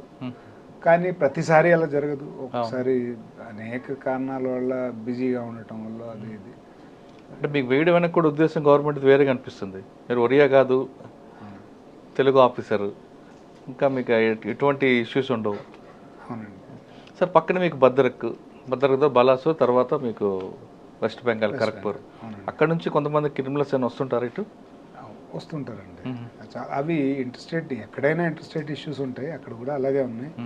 కొంతమంది అది ఒక కారిడార్ అండి, వెస్ట్ బెంగాల్ నుంచి మెడ్నపూర్ నుంచి కోల్కతా నుంచి ఇక్కడ నుంచి అంతా కూడా బ్రౌన్ షుగరు లేకపోతే ఈ కఫ్ సిరప్ ఇలాంటివి స్మగుల్ అవ్వటం. అది అంతా ఆర్గనైజ్డ్ క్రైమ్ కదండి, మొత్తం ఏమైనా బ్రేక్ చేస్తారా మీరు? ఇది ఇట్స్ కంటిన్యూస్ ప్రాసెస్ అండి. క్రైమ్ సొసైటీలో ఏంటంటే it has to be kept under continuous consistent check. అది డెఫినెట్గా సక్సెస్ఫుల్గా జరుగుతుంది ఒడిశాలో, అన్ని చోట్ల జరగాలని కోరుకుంటాం. ఒడిశాలో ఖచ్చితంగా కన్సిస్టెంట్గా జరుగుతుంది. ఈజీ మనీకి అలవాటు పడ్డాడు, ఈ రోజు ఉంటాడు, రేపు ఉంటాడు, ఎల్లుండి వాడు ప్యాటర్న్ మార్చుకుంటాడు, అంతే చేయడం ఇంకో రకంగా చేస్తుంటాడు. రాజు జైల్లో ఉంటాడు, రాజు 50 ఏళ్ళు అయిపోయిన తర్వాత రవి వస్తాడు, రవి తర్వాత రామ్ వస్తాడు, రామ్ తర్వాత ఇంకోటి వస్తాడు. సార్, ఇటువంటి క్రిమినల్స్ చూస్తుంటారు కదా, బాగా ట్రబుల్ మాంగర్ ఎవరండి మీకు? వీటితో హెడేక్ ఉందిరా అని. క్రిమినల్స్ అండి, వాళ్ళ it is about their personality అండి. క్రిమినాలజీ మేము మా ట్రైనింగ్లో కూడా మాకు క్రిమినాలజీ చెప్తారు. వాడి ప్యాటర్న్ అది, అంటే మీరు వాడిని ఎంత మార్చాలనుకున్నా మారడు. మీరు మళ్ళీ జైల్లో పెట్టినా తన శక్తి సన్నగిల్లేదాకా దొంగతనాలు చేసేవాడు దొంగతనాలు చేస్తాడు, రేపులు చేసేవాడు రేపులు చేస్తాడు, ఇల్లీగల్ లిక్కర్ వ్యాపారం చేసేవాడు అదే చేస్తాడు, మట్కా రాసేవాడు మట్కా రాస్తాడు, గ్యాంబ్లింగ్ చేసేవాడు బెట్టింగ్ చేసేవాడు. వాళ్ళ స్పెషలైజేషన్ ఉంటుందండి, మీకు తెలుసు. వాడు ఆ క్రైమ్ నుంచి బయటకు రాడు, ఆ క్రైమ్నే కంప్లీట్గా అలాగే చేస్తూ ఉంటాడు. సార్, అందులో దిగిన వాడు బయట రావడం కష్టం కాదన్నట్టు, అది హ్యాబిచువల్ ఎఫెండర్గా అయిపోతాడు. కానీ అటువంటి వాళ్ళకి మార్చడానికే కదా పోలీసు ఉంది, మారుస్తుంటాం రిఫార్మ్ చేస్తుంటాం అని కొంచెం చెప్తుంటారు కదా. క్రిమినాలజీలోనండి, అంటే నేను సైంటిఫిక్గా చెప్తాను, మైండ్ని మార్చలేరండి. వాడు మైండ్ సెట్టే అలా ఉంటుంది. మ్యానుఫ్యాక్చరింగ్ డిఫెక్ట్ యాక్చువల్గా. ఇప్పుడు మీరు పులిలాగే ఉంటుందండి, పులిని మీరు మార్చగలరా? మీకు నేను మార్చలేం కదా. మీరు పులిని రోజు నువ్వు పల్లీలు ఉడకబెట్టి తినమ్మంటే కాదు, కానీ చికెనే కాదు, పులి పిల్లే తవ్వదు. అంతేనండి, ఇది కూడా అంతే. మీరు ఇప్పుడు డాగ్ని ఇంకోలాగా చేయమంటే చేయలేరు కదా, వాటి నేచర్ అది. అంటే క్రిమినాలజీలో కూడానండి పర్సనాలిటీ టైప్స్ ఉంటాయి. వాళ్ళకి అది చేస్తేనే వాళ్ళకి కిక్ వస్తుంది, అది చేస్తేనే వాళ్ళు సర్వైవ్ అవుతారు, వేరే ఇంకేమి చేయరు వాళ్ళు. వాళ్ళ జీవితం మొత్తం మీరు చూస్తే మీరు చాలా క్రిమినల్ దీనిలో చాలా రిపోర్టర్, మీరు చాలామంది ఇంటర్వ్యూ కూడా చేసి ఉంటారు, తెలిసి ఉంటుంది మీకు, ఆఫీసర్లతో మాట్లాడి ఉంటారు. సార్, సొసైటీలో ఒక వ్యక్తి పుట్టగానే ఏ వ్యక్తి కూడా క్రిమినల్, కలెక్టరు, మంచి చెడ్డ అని ఉంటుంది. ఫ్యామిలీ కానీ ఆ సర్కమ్స్టెన్స్ కానీ సొసైటీ కానీ మారుస్తుంటుంది. మీరు చెప్పిన క్రిమినల్స్ ఒకసారి రూట్స్కి వెళ్తే మనకి ఏమైనా సొల్యూషన్ దొరికే అవకాశం ఉండొచ్చు కదా, వాళ్ళ నైజం మార్చే అవకాశం ఉండొచ్చు కదా, కనీసం వాళ్ళు కాకపోయినా వాళ్ళ నెక్స్ట్ జనరేషన్ మార్చే అవకాశం ఉండొచ్చు కదా.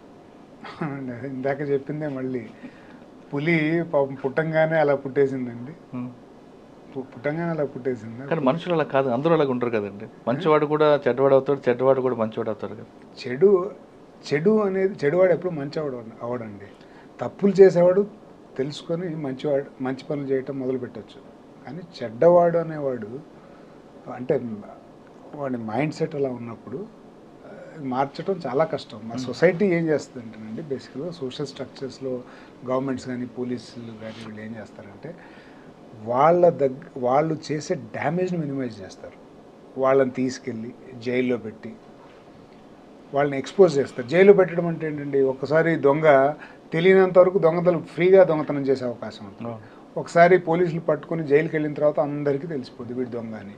వాడి ఏరియా ఆఫ్ ఆపరేషన్ తగ్గిపోద్ది, అక్కడ దొంగతనాలు చేయడం, ఇంకో చోటుకి వెళ్ళాలి, అది వాడి ఓపుకున్నంత వరకు మళ్ళీ అక్కడ ఎక్స్పోజ్ అవుతాడు. సొసైటీ చేసే పని ఏంటంటేనండి, ఇలాంటి వాళ్ళని ఎక్స్పోజ్ చేయటం, వాళ్ళు తీసుకెళ్ళి జైల్లో పెట్టి రిస్ట్రిక్ట్ చేయటం, పనిష్ చేయించడం, ఆ పనిష్మెంట్ భయంతో కొంత కంట్రోల్ అవుతాడు. అల్టిమేట్గా ఏజ్ వచ్చేసరికి ఏజ్ రిలేటెడ్ ప్రాబ్లమ్స్ కూడా వాళ్ళు ఆ దొంగతనాలు మానేసి చిన్న చిన్నగా పనులు చేసుకుంటారు. అంతకు మించి ఇందులో చేంజ్ చేయటం అనేది చాలా కష్టం ఉంది as per criminology and my practical experience. ఎవరు అంటారు కనీసం 0.1% అలా అనడానికి లేదండి, డెఫినెట్గా అవుతారు. అందరూ ఒకేలాగా అందరిని ఒకే ఘాటను కట్టలేము కదా, మారే వాళ్ళు ఉంటారు. ఒక్కొక్కసారి ఏమవుద్ది అంటేనండి, మిస్లీడ్ అయిపోతుంటారు చిన్నపిల్లలు, తెలియక. అలాంటి వాళ్ళు ఖచ్చితంగా మారుతారు. వాళ్ళకి తెలియక ఏదో గ్రూప్ ఉందండి, పీర్ ప్రెషర్ ఉంటుంది. ఇప్పుడు నేను ఒక వీధిలో ఉన్నా, ఒక 4 దొంగలు ఉన్నారు అక్కడ, ఆ దొంగలతో పాటు నేనున్నాను, నేను ఆ దొంగలతో పాటు తిరగలేదు అనుకో, నన్ను సపరేట్గా నన్ను డిస్క్రిమినేట్ చేసేస్తాను. అందుచేత నేను ఏం చేస్తాను, వాళ్ళతో పాటు నేను కూడా బ్యాడ్ సర్కిల్తో అలాంటి వాళ్ళు డెఫినెట్గా మారుతారు. ఒకసారి కేసు అయిందంటే వాళ్ళు మారిపోతారండి. వాళ్ళ కోసం పోలీసులు ఏం ప్రత్యేకంగా చేయాల్సిన పనులు. చెప్పాను కదండి, ఇది మ్యానుఫ్యాక్చరింగ్ డిఫెక్ట్ ఉన్న వాళ్ళని ఎవరు మార్చలేరు. మంచి వాళ్ళు ఒకళ్ళు చెడ్డవాళ్ళు అయినప్పుడు ఒక్క కేసుతోటే వాళ్ళు మారిపోతారు. ఇది చాలా తప్పు, ఇదంతా జరుగుతూ ఉంటుంది, ఇదంతా ఎందుకు కోసం అని మారిపోతారు. సార్, భద్రకలో మీరు పనిచేసిన టైంలో వెస్ట్ బెంగాల్లో ఒక తెలుగు రౌడీ ఉండేవారు. ఆయన ఎప్పుడో మీకు ఎదురుపడ్డా?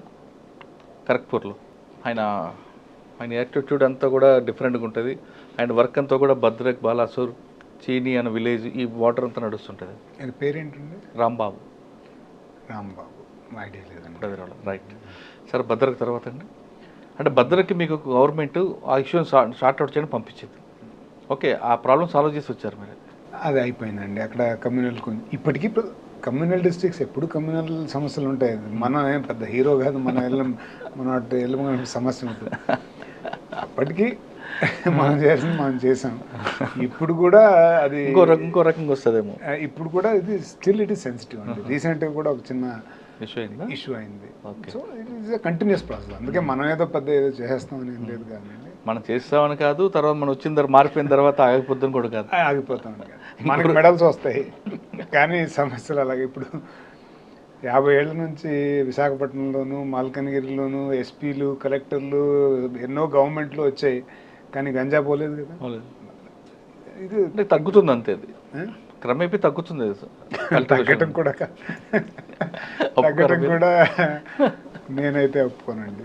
సొసైటీలో మీరు అదేనండి, ఇది ఏంటంటే జీరో సమ్ గేమ్ అండి. ఇది ఏంటంటే ఈరోజు కానీ, నిన్న కానీ, రేపు కానీ మంచివాళ్ళు, చెడ్డవాళ్ళు, పిచ్చివాళ్ళు, బ్యాక్ స్టాబర్స్, దొంగలు, వీళ్ళంతా కూడా సొసైటీలో ఉంటారండి. నమ్మక ద్రోహం చేసేవాళ్ళు ఉంటారు, దొంగలు ఉంటారు, వీళ్ళందరూ కలిసిన సమాజం.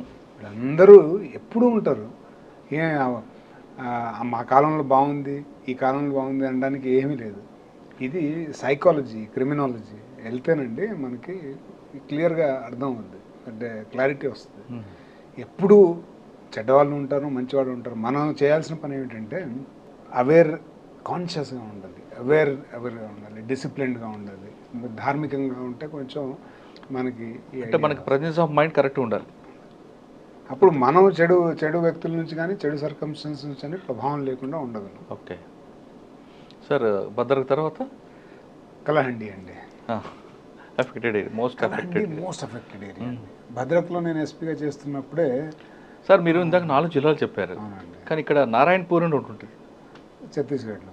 ఇక్కడ మనకి పార్వతీపురం నుండి రాయగఢ వెళ్తున్నప్పుడు నారాయణపట్నం డిస్టిక్ ఏం లేదండి, లేదు, నారాయణపట్నం. అక్కడ నుండి అబూజ్మాడ్ వెళ్ళే రోడ్. అవునండి, రైట్. అక్కడ కూడా ఎఫెక్ట్ ఉంది కదండి, అది ఏ డిస్ట్రిక్ట్కి వస్తుంది? అది సివియర్గా ఎఫెక్ట్ అండి. అది మల్కన్గిరి. మీరు అబూజ్మాడ్ బార్డరింగ్ ఉండేది మల్కన్గిరి. పార్వతీపురం నుండి రాయగఢ వెళ్తున్నప్పుడు, పార్వతీపురం నుంచి రాయగఢ, పార్వతీపురం, కోనేరు తర్వాత రాయగఢ, నారాయణపట్నం వచ్చేసండి కోరాపుట్ అండి. కోరాపుట్టు కాదనుకుంటా సార్. కోరాపుట్, గజపతి, రాయగఢ, ఈ మూడిట్లోనే ఏదో ఉండాలండి. రాయగఢ అయితే కాదు. పార్వతీపురం, కోనేరు రైల్వే స్టేషన్లో అటాక్ అని చూసారా? స్టేషన్ మీద అటాక్ చేశారు. పాతదేమోనండి. అటు నుండి అబూజ్మడ్ వెళ్ళొచ్చు అనే రూట్ ఉంది అప్పుడు.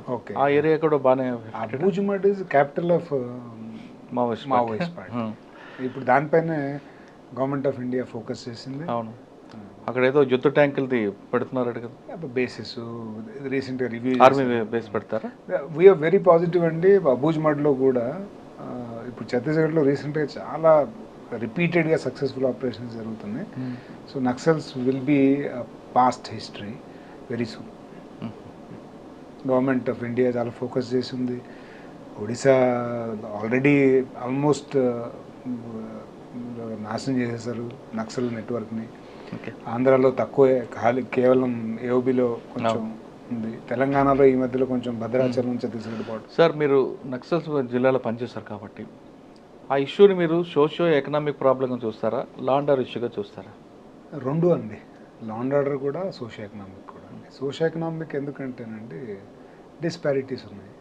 డిస్పారిటీస్ ఉన్నప్పటికీ ఎవరైతే బాధపడుతున్నారో ఆ డిస్పారిటీస్ వల్ల, పూర్ రిచ్ డివైడ్ వల్ల, వాళ్ళు ఎవరు ఏది చెప్పినా నమ్మేస్తున్నారు. యాక్చువల్గా అవి కారణాలు కాదు, వాళ్ళ బ్యాక్వర్డ్నెస్ కానీ వాళ్ళ సమస్యలకు కానీ సిస్టమ్నే బూచిగా చూపిస్తున్నారు. ఎవరు? లీడర్షిప్, మావోయిస్ట్ లీడర్షిప్ సిస్టమ్నే బూచిగా చూపిస్తున్నారు.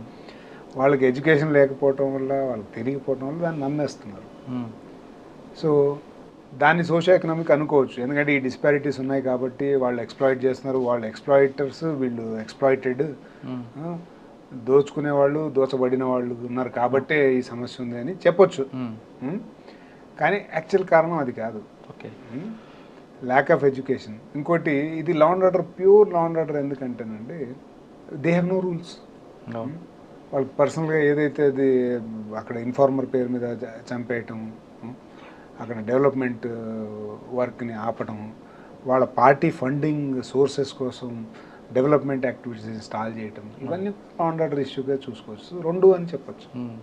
It's a combination of both. అచ్చా సరే, కలహండిలో మరి మీరు మేము ఛాలెంజ్ ఆల్రెడీ మావోయిస్ట్దే కనిపిస్తుంది, ఎక్స్ట్రీమిజం. అదేనండి, దాన్ని ఎలా కంట్రోల్ చేసుకోవచ్చు? ఆ తర్వాత అదే ఇప్పుడు సౌత్ నుంచి వచ్చాక కలహండిలో ఇనిషియల్గానండి చాలా ట్రబుల్స్ ఫేస్ చేశారు. ఎందుకంటే నాకంటే ముందు ఉన్న ఎస్పీ అక్కడ చాలా సక్సెస్ఫుల్ ఆపరేషన్స్ అవి ఇవి చేశారు, చాలా సక్సెస్ వచ్చింది. అయినప్పటికీ కూడా జిల్లా was not prepared for such kind of massive influx of Naxals. చాలా, ఎందుకంటే కింద నుంచి వాళ్ళంతా పైకి వచ్చేసారు, కారిడార్ మార్చేటప్పటికి మరి స్క్రాచ్ నుంచి వెరీ ఇదేంటండి కేర్ఫుల్ ప్లానింగ్ ఉంటుందండి. వాళ్ళ రూట్ ఏంటి, ఇయర్స్ ఆఫ్ ఇంటెలిజెన్స్ చూసుకోవాలి, interview of surrendered Naxals, arrested Naxals, వాళ్ళ లిటరేచరు, వాళ్ళ రూట్స్ ఏంటి, ఎవరిని వాళ్ళు టచ్ చేస్తున్నారు, ఏ విలేజెస్ టచ్ చేస్తున్నారు, ఇవన్నీ ఒక ఓవరాల్ ప్లాన్ చేసి లోకల్ ఇంటెలిజెన్స్ ఇన్పుట్స్ తీసుకొని ఎక్కడ వాళ్ళని ప్లగ్ ఇన్ చేయాలి, ఎక్కడ కట్ ఆఫ్ చేయాలి, ఇవన్నీ టెక్నికల్ ప్రొఫెషనల్ ఇష్యూస్ అండి. దాన్ని బట్టి వాళ్ళ రూట్స్ని కట్ ఆఫ్ చేయడానికి సిఓబిలు పెట్టుకుంటాము, బేసులు పెట్టుకుంటాము, అక్కడే ఆపరేషన్స్ కండక్ట్ చేస్తాము.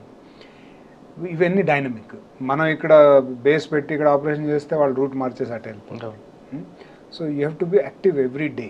సోర్సెస్ మీకు యాక్టివ్గా ఉండాలి, పని చేస్తుండాలి, అలర్ట్గా ఉండాలి.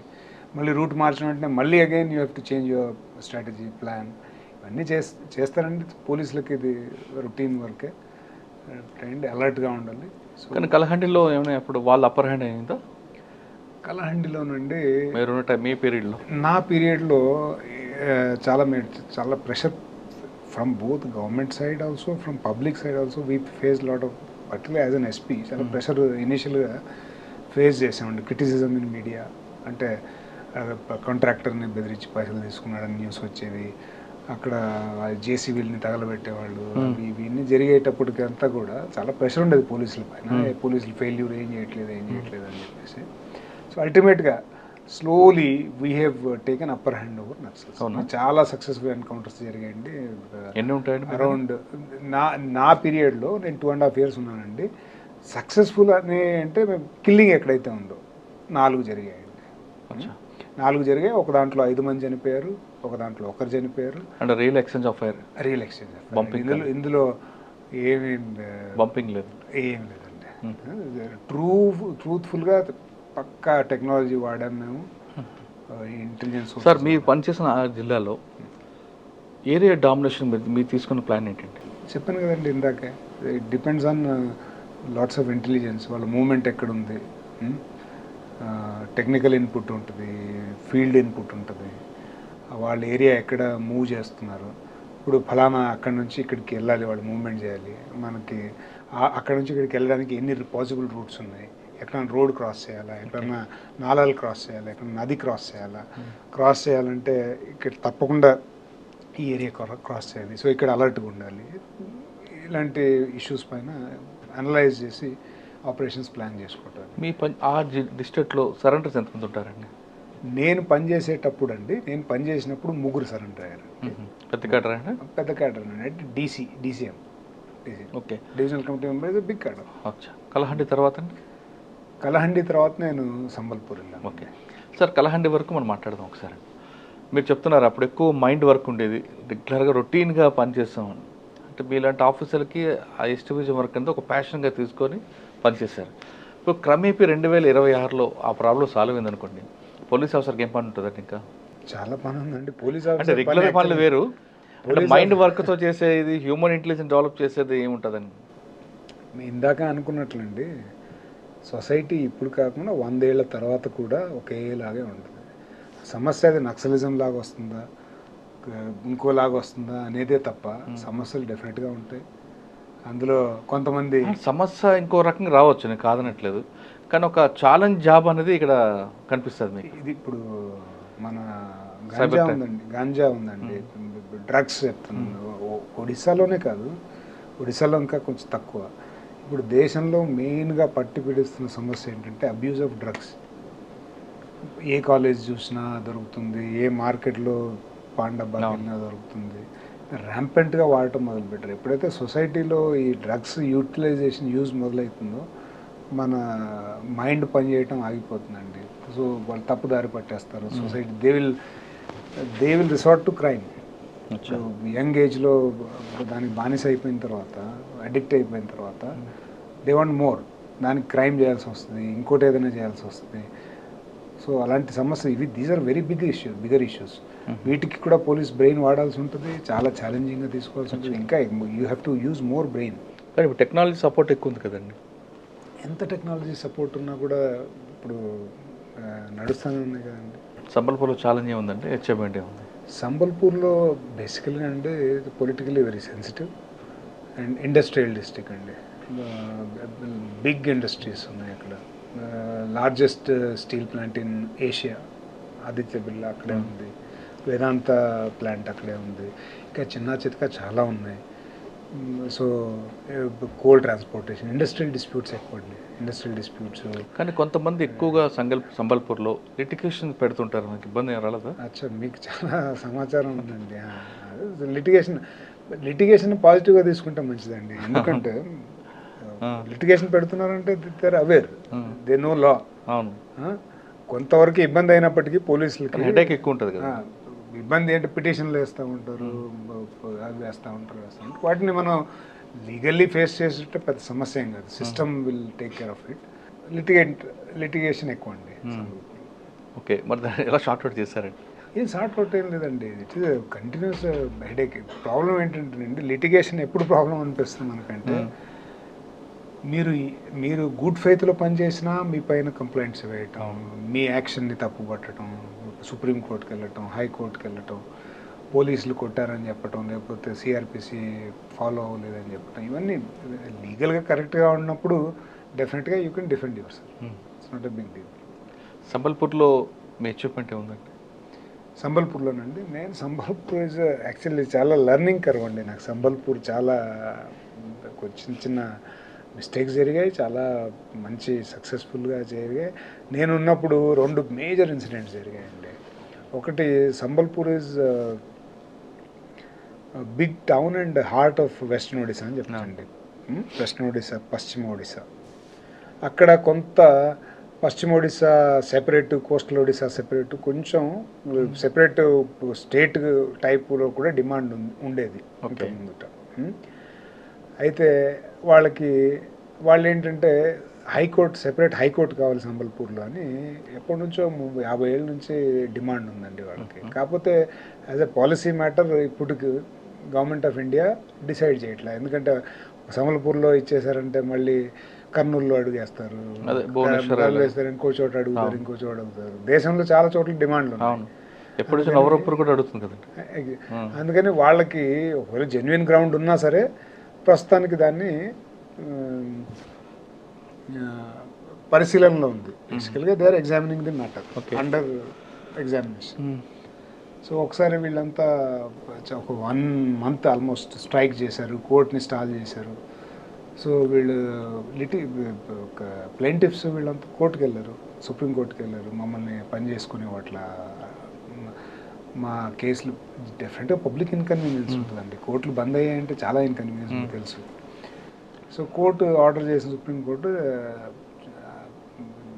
This should not happen, court should function, start function. So ఎవరైనా అడ్వకేట్స్ అడ్డుపడితే సీరియస్ యాక్షన్ తీసుకుంది. మీకు తెలుసు బార్ అంటే ఇలా ఉంటుంది, బార్తో సమస్య. సో చాలా పెద్ద గొడవ చేశారండి. కోర్టు పైన అటాక్ చేశారు, కోర్టు రూమ్లోకి వెళ్ళి డిస్ట్రిక్ట్ జడ్జి పైన పేపర్లు విసిరేశారు, చైర్లు విసిరేశారు. చాలా గొడవ జరిగిపోయింది సంబల్పూర్. దాన్ని మేము మరీ స్పిల్ అవుట్ అవ్వకుండా, చాలా డెలికేట్ ఇష్యూ ఇది. అడ్వకేట్స్ ప్లస్ అందరూ చదువుకున్న వాళ్ళే. సో పెద్ద పెద్ద అడ్వకేట్స్ ఉన్నారు ఆ bar. Sambalpur bar is very learned excellent bar. So అలాంటి వాళ్ళని జాగ్రత్తగా హ్యాండిల్ చేసి అది స్పిల్ అవుట్ అవ్వకుండా, పెద్దగా అవ్వకుండా చేసామండి. అదొకటి. ఇంకా ఒకసారి కమ్యూనల్ ఇష్యూ జరిగిందండి. అక్కడ హనుమాన్ జయంతి టైంలో హిందూ ముస్లిమ్స్ గొడవ జరిగింది. అది చాలా terrific experience. But we have thankfully controlled it. Loss of life ఏమీ జరగల. హనుమాన్ జయంతి టైంలో బైక్ ర్యాలీ చేసేటప్పుడు అండి, హిందూస్ అంతా కూడా ఒక మస్జిద్ ముందు నుంచి వాళ్ళు వెళ్ళాలి. మస్జిద్ పై నుంచి రాళ్ళు పడ్డాయి. ఆ తర్వాత ఇది జరిగిన ఇన్సిడెంట్కి అప్పటికి ఎప్పుడో అది రాళ్ళు పడ్డాయి, చిన్న చిన్న ఇంజరీస్ జరిగాయి. పోలీసులు యాక్షన్ తీసుకున్నారు, కేసు రిజిస్టర్ అయింది. మళ్ళీ 1-2 days తర్వాత హనుమాన్ జయంతి వచ్చింది. ఇది హనుమాన్ జయంతికి ముందు వచ్చే ర్యాలీ. హనుమాన్ జయంతి రోజు ఒక పెద్ద ర్యాలీ రావాలి. వీళ్ళంతా వచ్చి ముస్లిమ్స్ షాప్స్ పైన అటాక్ చేయటం, కాల్చడం, ఇలాంటివన్నీ చేశారు. సో చాలా హెవీ పోలీస్ డిప్లాయ్మెంట్ ఉంది, ఇన్ఫర్మేషన్ ఉంది, అరెస్ట్ చేసాం. అయినా కూడా ఈ కమ్యూనల్ ఇష్యూస్ వాళ్ళు they have determined to take revenge టైప్లో అలా చేశారు. దాంట్లో కూడా లాస్ ఆఫ్ లైఫ్ లేకుండా ప్రాపర్టీ మినిమల్ లాస్ వచ్చేటట్లుగా ఒక పెద్ద ఇన్సిడెంట్ మేము అక్కడ ప్రివెంట్ చేసామండి. అన్ని షాపులు, అలాగే ఒక పెద్ద రెసిడెన్షియల్ కాంప్లెక్స్ కింద అన్ని షాపులు ఉన్నాయి. సూపర్ మార్కెట్ ఉంది, బేకరీ ఉంది, ఇలాంటివన్నీ ఉన్నాయి. పైన అంతా రెసిడెన్షియల్, 4 floors, పిల్లలు, ఫ్యామిలీస్ ఉండే. కింద తగలబెట్టేశారు ఒక షాప్. అయ్యో. అది అది ఆ షాప్ ఎలా తగలబెట్టారంటే ఆ షాప్ పక్క నుంచే మెట్లు ఉన్నాయి. వాళ్ళు వాళ్ళు కిందికి కూడా రాలేరు. అలాంటి పరిస్థితుల్లో మాబ్ ఉందండి అక్కడ, పెద్ద మాబ్ ఉంది. మాబ్ని వెళ్ళి మేము వాళ్ళని డిస్పర్స్ చేసి ఫైర్ ఇంజిన్ పిలిచి దాన్ని చేసాము. సో ఈ 2 ఇన్సిడెంట్లు కొంచెం చాలా. సార్, సంబల్పూర్లో మీరు చెప్తున్నట్టుగా లిటికేట్ ఒక అమ్మాయి మీ ఆఫీసులోకి వచ్చి ఏం చేసిందండి అది ఆవిడ? మీకు అదే చెప్తున్నానండి, మన సొసైటీలో పర్సనాలిటీ డిజార్డర్స్ చాలా ఉన్నాయి. Personality disorders main all criminals have some kind of personality disorder అండి. మీరు డెఫినెట్గా పర్సనాలిటీ డిజార్డర్ ఉంటేనే క్రైమ్స్ చేస్తారు. ఈ బ్యాక్ స్టాబింగ్, బ్యాడ్ పీపుల్, లేకపోతే దొంగతనాలు, సైబర్ క్రైమ్, లేకపోతే ఈ ఒక అమ్మాయి ఉండేదండి. అమ్మాయి డెల్యూజనల్, ఇన్సెక్యూర్ అండ్ డెల్యూజనల్. చెప్పకూడదు అలాగ మళ్ళీ. సో ఆ అమ్మాయి ఏంటంటే తనకి బాగా అలవాటు అయిపోయిందండి సొసైటీలో. ఏంటంటే ఎవరైనా బెదిరిస్తే, అమ్మాయి కాబట్టి జనరల్గా అందరూ కూడా అమ్మాయికే సపోర్ట్ చేస్తారు. సో అదే అమ్మాయికి బాగా అలవాటు అయిపోవటం వల్ల ఎవరిని పడితే వాళ్ళని బెదిరించేయటం. నేను కొత్తగా జాయిన్ అయినప్పుడు నా దగ్గరికి వచ్చింది అమ్మాయి. జనరల్గా నేను బాగా యాక్సెసిబుల్గా ఉండేవాడిని అండి అందరికీ. సో అమ్మాయి కూడా వచ్చింది, ఇలా చెప్పింది, ఫలానా XYZ నన్ను రేప్ చేశాడు. నేను నమ్మాను, అంటే వాళ్ళు నిజమేనేమో అని చెప్పేసి నేను వెంటనే మా ఆఫీసులను పిలిచి ఏంటి అంటే వాళ్ళు చెప్పారు, సార్ ఇట్లా బ్యాక్గ్రౌండ్ ఉంది, ఈ అమ్మాయి కొంచెం ఇలా చేస్తూ ఉంది, అయినా సరే మళ్ళీ రీఇన్వెస్టిగేట్ చేద్దామని చెప్పేసి ఒక డిఎస్పీకి అసైన్ చేశాను, పర్సనల్గా మానిటర్ చేశాను, సూపర్వైజ్ చేశాను. తర్వాత తెలిసింది ఏంటంటే అమ్మాయి ఫాల్స్ కంప్లైంట్ అంటే అంత ఎవిడెన్స్ లేదని. ఇప్పుడు ఫాల్స్ అని చెప్పడం ఎందుకు మళ్ళీ, అందులో పెద్దగా ఎవిడెన్స్ ఏమీ లేదు కాబట్టి మనం చేయగలిగింది ఏమీ లేదని మనకు తెలిసింది. తెలిసిన తర్వాత ఇప్పుడు నా పైన అలిగేషన్ మొదలు పెట్టినాను. అంటే నేను డబ్బు తీసుకొని అవతల పార్టీకి సపోర్ట్ చేస్తున్నాను అని చెప్పేసి. అట్లా అంటే ఎవరు ఏం చేసినా అమ్మాయికి అలవాటు అయిపోయింది. అంటే సూసైడ్ అటెంప్ట్ చేసుకుంటానని మా ఆఫీస్ ముందర వచ్చి ఇలా చాలా చేసిందండి అమ్మాయి. అంటే అంతవరకు ఫెయిర్గా ఉన్న మీకు ఇటువంటి కేస్ స్టడీ ఎదురైనప్పుడు ఏమైనా హట్ అయ్యారా, లేదంటే పాజిటివ్గా వదిలిపెట్టారా? అసలు ఆ మ్యానుఫ్యాక్చర్ ఎఫెక్ట్ హట్ అవ్వలేదండి.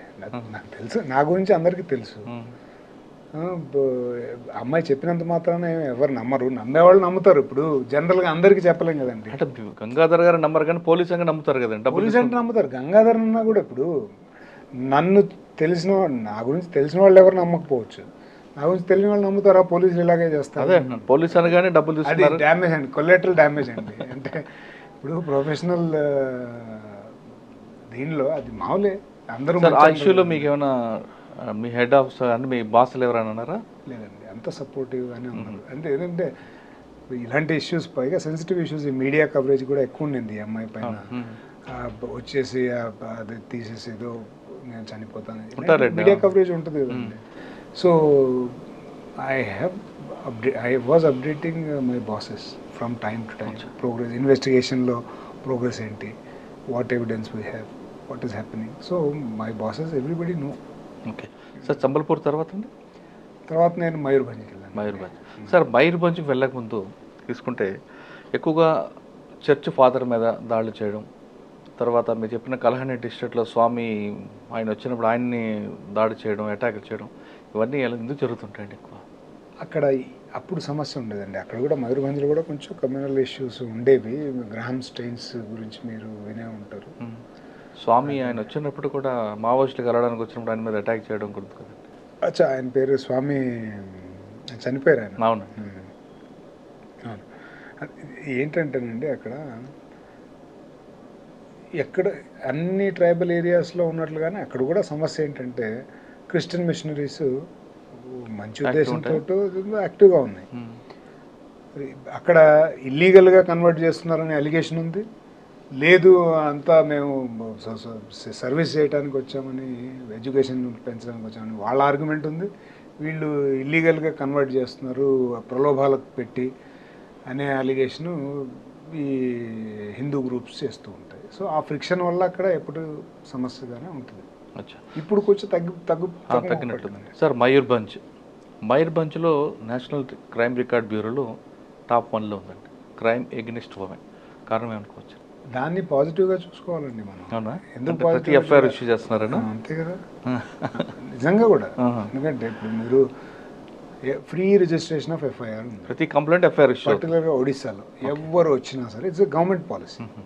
ఎవరు కంప్లైంట్ పైగా తప్పుడు కంప్లైంట్తో వచ్చినా సరే ప్రైమా ఫేసి అగర్ ఉంది అనుకుంటే ఇమీడియట్గా ఎఫ్ఐఆర్ రిజిస్టర్ చేయాలనేది అక్కడ గవర్నమెంట్ పాలసీ. అంటే పోలీస్ ఆఫీసర్ మీద పొలిటీషియన్ వచ్చిన కూడా ఎవరిపైన వచ్చినా ఎంక్వైరీ చేసి తర్వాత అది మరీ ట్రివియల్ కంప్లైంట్స్ ఉంటే అది వేరే చేయరండి. దానికి లీగల్గానే ప్రొవిజన్ ఉంది, ప్రిలిమినరీ ఎంక్వైరీ చేసి if there is an evidence FIR చేస్తారు, లేదంటే లేదు. అదర్వైజ్ జనరల్గా విమెన్ రిలేటెడ్ ఇష్యూస్ ఏవి ఉన్నా సరే కొంతమైనా కూడా ప్రిలిమినరీగా అసలు క్రైమ్ జరిగే ఛాన్స్ ఉంది అని అనిపించినా కూడా ఎఫ్ఐఆర్ రిజిస్ట్రేషన్. అందువల్ల మనకేమనిపిస్తుంది, ఎన్సీఆర్బీ రికార్డ్స్లో హైయెస్ట్ క్రైమ్ అనుకుంటారు, క్రైమ్ జరిగిపోతుందని. బేసికల్గా ఏంటంటే ఫ్రీ రిజిస్ట్రేషన్ ఆఫ్ ఎఫ్ఐఆర్. కానీ మయూర్భంజ్ అన్నది కొంచెం అన్ఎడ్యుకేటెడ్ ఏరియా కాబట్టి క్రైమ్ ఎక్కువ జరుగుతుందని కూడా ఇన్సెట్స్ చూడండి. 2 రకాలండి. ఒకటి ఫ్రీ రిజిస్ట్రేషన్ ఆఫ్ ఎఫ్ఐఆర్స్ ఒకటి.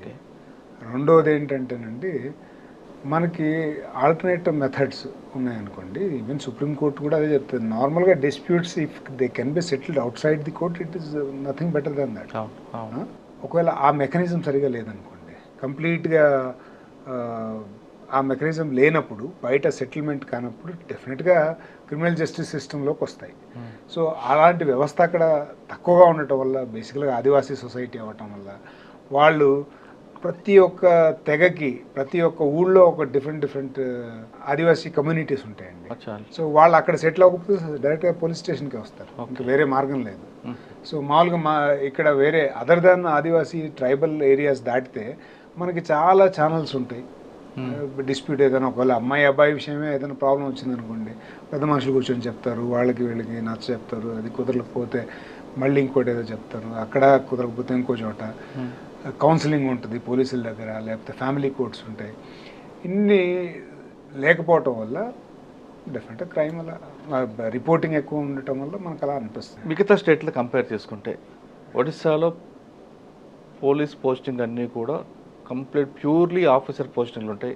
ఎక్కడ కూడా పొలిటికల్ పోస్టింగ్లు ఉండవు. ఉన్న 5% ఉంటాయన్నది చాలామంది అంటారు. వాస్తవం అంటారు. ఒడిశా కల్చర్ మీరు అన్నట్లుగా Odisha society very conservative society, ట్రెడిషనల్గా ఉంటారు. అక్కడ బాగా ఎడ్యుకేషన్ చదువుకునే వాళ్ళు, మేధావులు ఉంటారు. ఎక్కడ కూడా ఆర్భాటాలు కనిపించారండి. సింపుల్గా ఉంటారు, బాగా చదువుకున్న వాళ్ళు ఉంటారు, తెలివైన వాళ్ళు ఉంటారు. సోషల్ హిస్టారికల్లీ ఆ సొసైటీనే అలాగా ఉంది కాబట్టి మినిమం ఇంటర్ఫిరెన్స్ ఇన్ పోలీసింగ్. అచ్చా. అంటే ఎక్కడ కూడా పోలీస్ అన్నది పొలిటీషియన్ పోస్టింగ్లు ఉండవు. నేను 6 జిల్లాల్లో పనిచేశానండి. నాకైతే ఎప్పుడు కూడా పొలిటికల్ ప్రెషర్ కానీ, లేకపోతే ఫలానా వాళ్ళని అరెస్ట్ చేయమని కానీ, ఫలానా వాళ్ళని వదలమని కానీ, లేకపోతే ఫలానా చేయక్కని కానీ మనకి ఎప్పుడు చెప్పలేదు. మీకు చెప్పాను ఇందాకే, లీగల్గా ఏదైతే అది చేయమని చెప్పారు. సార్ ఇప్పుడు మీరు ఒడిశా కాకుండా ఆంధ్ర ఆఫీసర్కి వెళ్ళారు. అక్కడ మిగతా లోకల్ ఉన్న ఆఫీసర్లు మీకు సపోర్ట్ చేస్తుంటారా? ఇది మనవాడు కాదని పక్కన పెడుతుంటారా? అంటే మీ ఆర్డర్ని ఒబే చేస్తారా వాళ్ళు? నా ఆర్డర్ ఆంధ్రాలో ఎందుకు ఒబే చేస్తారండి? కాకపోతే మీ దగ్గర ఉన్న సబార్డినేట్స్ నేను ఇష్యూ వచ్చినప్పుడు లేదండి. మనది బ్యూటిఫుల్ సిస్టమ్ అండి. ఇప్పుడు తెలంగాణలోనూ ఆంధ్రాలోనూ యూపీ నుంచి ఆఫీసర్ వస్తే అంటే ఇక్కడ కాదు, కొన్ని జిల్లాల్లో కొన్ని రాష్ట్రాలు అయితే మన స్టేట్ కాదు కదా అని చులకం చూసే ఆఫీసర్. అలా ఏం లేదండి. ఒడిశాలో అలాంటి ప్రాబ్లం ఏం లేదు. They respect everybody a lot depending on your work. అచ్చా. 2011 నుంచి 2024 మధ్యన మీకు వచ్చిన మెయిన్ ఇష్యూ ఏముందండి? హెడేక్ వచ్చింది మీ సర్వీస్లో? ఇదే చెప్పాను. ఒకటి lawyers agitation, advocates agitation, very very big serious issue. ఒకటి కమ్యూనల్ ఇష్యూ. మ్యాటర్ ఆఫ్ మా కళ్ళ ముందే ఇలా ఒకళ్ళ రాళ్ళు రూపుకుంటున్నారు, ఒక చోట షాపుల దగ్గర పెడుతున్నారు, ఇక్కడ అడ్వకేట్లు కోర్టు పైకి వెళ్ళి అటాక్ చేశారు. It continued. Supreme court strictures issue చేసింది ఒడిశా పోలీస్కి. What you people are doing.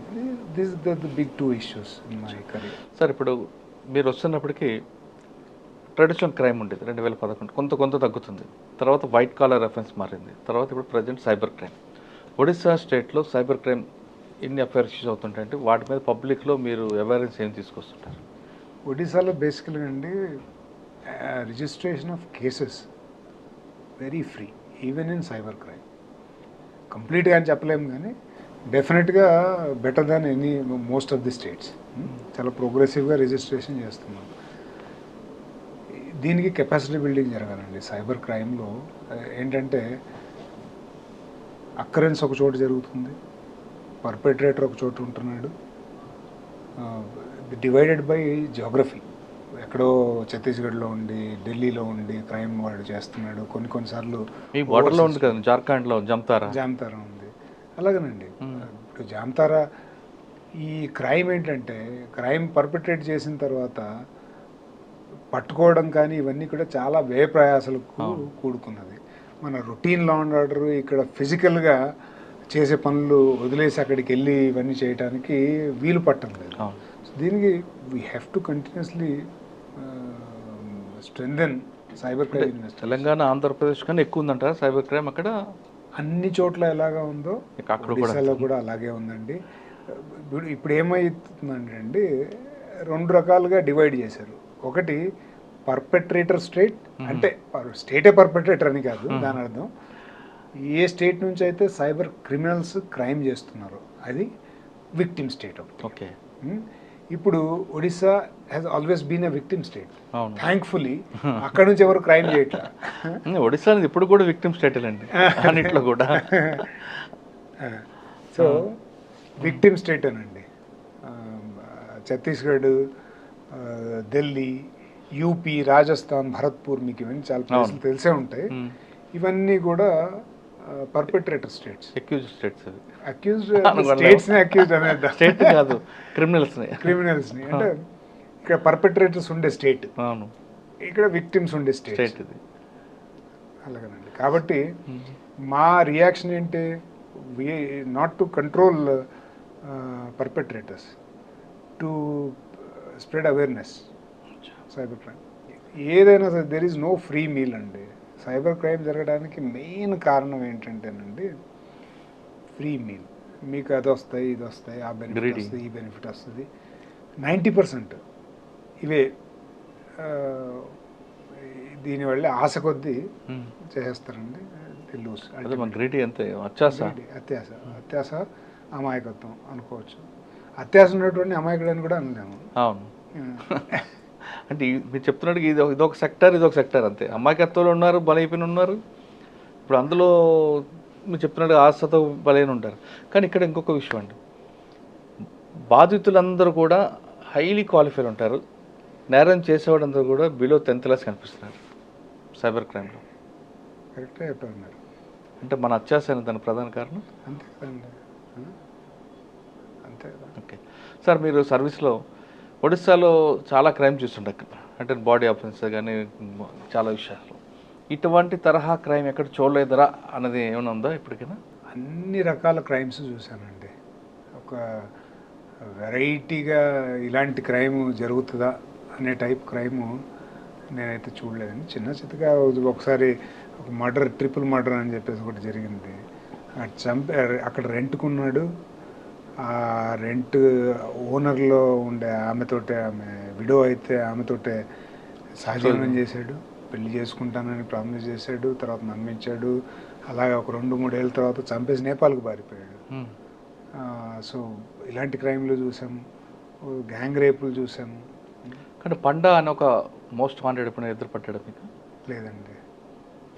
ఒడిశాలో పండా మర్డర్ అంటే కొంచెం ఫేమస్గా ఉండేది కదా అప్పుడు. పండా మర్డర్ అంటే పండా వాడు పనిష్మెంట్ ఇస్తే డెఫినెట్గా సివియర్గా ఉంటాయి. అంత ఎదురుపడలేదా? ఓకే సార్, ఫైనల్గా చెప్పండి, ఇక్కడ నుంచి వెళ్ళారు ఆంధ్రప్రదేశ్ నుంచి, అక్కడ బాగా సక్సెస్ చేశారు. ఇంకా మీకు అక్కడ గోల్ ఏముందంటే ఇంకా ఏం చేయాలనుకుంటున్నారు ఒడిశాలో? అంటే ఎక్కువగా సైబర్ క్రైమ్లోని కంట్రోల్ చేద్దామనా, లేదు మీరు చెప్తున్నది ఎక్కువగా ఫోకస్ డ్రగ్ అనేది మెయిన్ కనిపిస్తుందని, దాన్ని కంట్రోల్ చేద్దామని? నాకు ఇచ్చిన పనిని సక్రమంగా చేయటం, నాకు చేతనంత మందికి సహాయం చేయటం. అంటే అలా కాకుండా ఒక మనిషికి ఒక ప్యాషన్ ఉంటుంది కదా, మీరు ఇందాక చెప్పారు డ్రగ్ మీద ఎక్కువగా ఫోకస్ చేయాలి, నెక్స్ట్ మనకి అదే టార్గెట్ అవుతుంది. అలా ఏం స్పెషలైజేషన్ ఏమీ లేదండి. మా కెరియర్లో డిఫరెంట్ ప్లేసెస్లో పోస్టింగ్ రావచ్చు, డిఫరెంట్ రెస్పాన్సిబిలిటీస్ ఇవ్వచ్చు. మనం ఏదో ఫలానా టార్గెట్ పెట్టుకొని చేసే అవసరం కానీ ఆ టైపు ఇది కానీ ఉండదు అక్కడ. మనకి ఏ అసైన్మెంట్ ఇచ్చినా సరే, ఏ పోస్టింగ్ ఇచ్చినా సరే అందులో ఫుల్ ఫ్లెడ్జ్డ్గా పెట్టి ఫోకల్ నాన్ ఫోకల్ అని ఉండదు. అలా ఏం లేదు కదండి. ఇప్పుడు నన్ను ఏదైనా క్రైమ్ బ్రాంచ్లో వేశారనుకోండి, ఇవన్నీ మీరు అన్నట్టుగా గాంజా కంట్రోల్ కానీ మాఫియాస్ కానీ ఇవన్నీ వీటిపైన ఫోకస్ ఉంటుంది. వేరే ఇంకో చోట వేశారనుకోండి, ఎస్టీఎఫ్లో వేశారనుకోండి, అక్కడ ఆర్గనైజ్డ్ మాఫియా పైన ఉంటుంది. రకరకాల సిఏపిఎఫ్లో వేశారనుకోండి, ట్రైనింగ్ పైన ఉంటుంది, ట్రైనింగ్ ఇన్స్టిట్యూట్. సార్, ఒరిస్సాలో పబ్లిక్కి ట్రాఫిక్ సెన్స్ ఉందనుకోవచ్చా? ట్రాఫిక్ సెన్స్ అన్ని చోట్ల ఎలా ఉందో అక్కడ కూడా అలాగే ఉందండి. అంటే ఇప్పుడు ఉన్నట్లా లేనట్లా మీరే ఆలోచించుకోండి. అక్కడ ఎన్ని ఉంటాయండి per year road accidents? Road accident deaths చాలా ఉంటాయండి. ఇవి యాక్చువల్గా ప్రివెంటబుల్. యాక్సిడెంట్స్ ప్రివెన్షన్ అనేది ఒక్క పోలీస్ పని కాదండి. మనకి అదొక్క మైండ్లో ఏంటంటే ఇది పోలీస్ పని అని అనిపిస్తుంది. కాదు, ఇక చాలా road owning agencies, road construction agencies, పోలీసులు, education, riders discipline, obedience to rules, ఇవన్నీ కలిస్తే తప్ప ఈ ట్రాఫిక్ యాక్సిడెంట్స్ని కంట్రోల్ చేయలేము. మెయిన్లీ రీజన్ ఏంటంటే డ్రంక్ అండ్ డ్రైవ్. అది పోలీసులు ప్రివెంట్ చేయొచ్చు. అది మినహాయిస్తే రోడ్ ఇంజనీరింగ్ డిఫెక్ట్స్ చాలా ఉన్నాయండి. రోడ్ ఇంజనీరింగ్ డిఫెక్ట్స్ వల్ల కూడా ఇప్పుడు తాగి నడిపినంత మాత్రం చేత యాక్సిడెంట్ అవ్వాలని లేదు. తాగి నడిపినవాడు, మామూలు వాడు, రోడ్ ఇంజనీరింగ్ డిఫెక్ట్ ఎక్కడైతే ఉందో అక్కడ నడిపితే తాగినవాడు పడిపోయి చనిపోతాడు. కరెక్ట్. సో డైరెక్ట్గానో ఇండైరెక్ట్గానో తాగడం వల్ల ఎక్కువగా జరుగుతుంది. అంటే పోలీస్ అనేది ఎన్ఫోర్స్మెంట్ కానీ ఎడ్యుకేషన్ చూస్తుంది, ఇంజనీరింగ్ పోలీస్ కాదు కదా. అదే, కానీ ఇక్కడ ఉన్నాయండి, ప్రతి జిల్లాలో కమిటీస్ ఉన్నాయి. ట్రాఫిక్ ఎక్కువ ఇప్పుడు మీకు కోల్కతా హైవే మీద ఎక్కువ ఉంటుంది. ప్రతి చోట యాక్సిడెంట్స్ ఉన్నాయండి.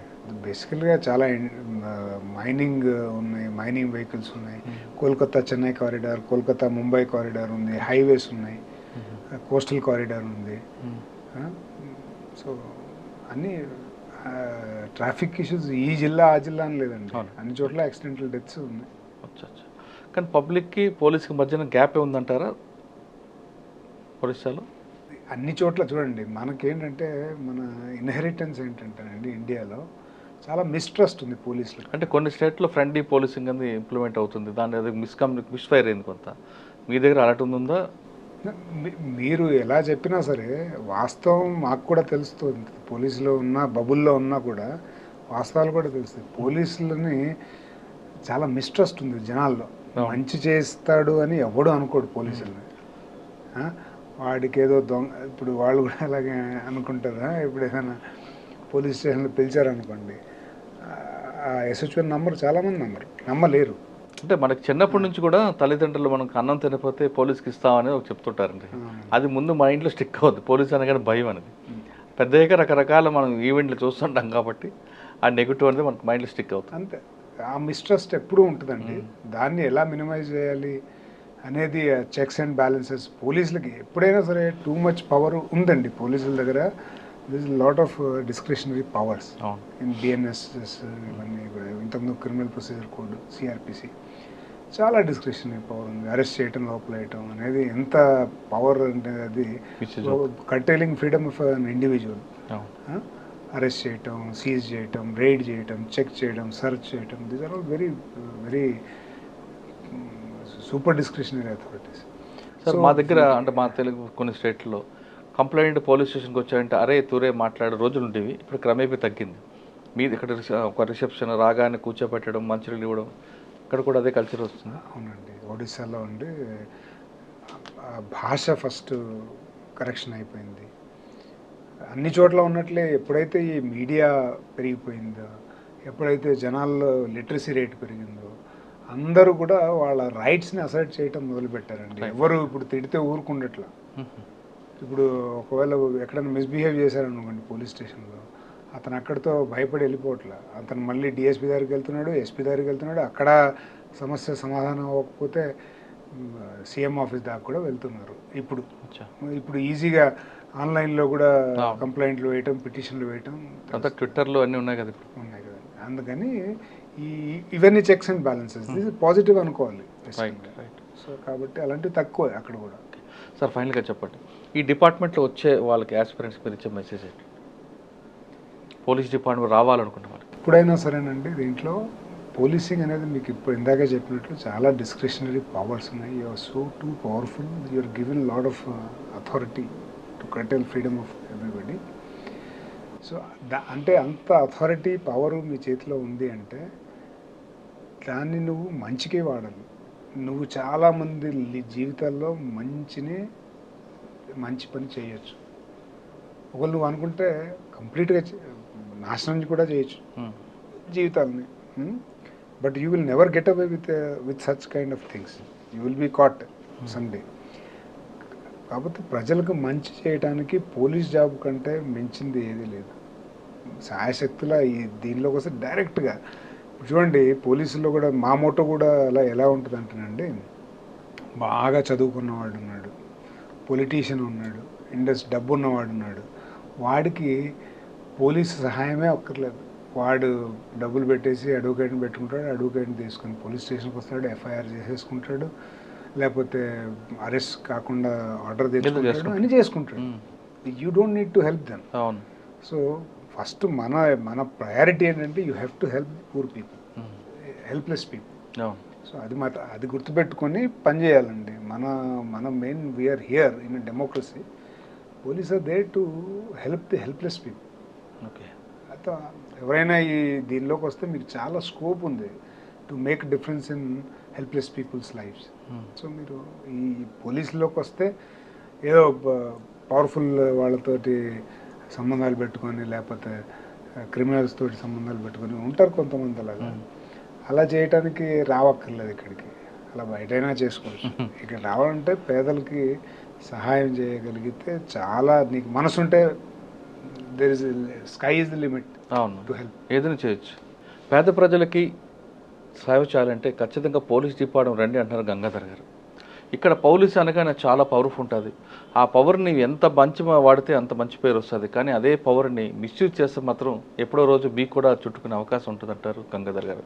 ఇది గంగాధర్ గారితో ఎక్సలెంట్ ఇంటర్వ్యూ. వచ్చే వారం మరో గెస్ట్తో మళ్ళీ కలుద్దాం. అంతవరకు నమస్తే. Thank you sir. Thank you very much.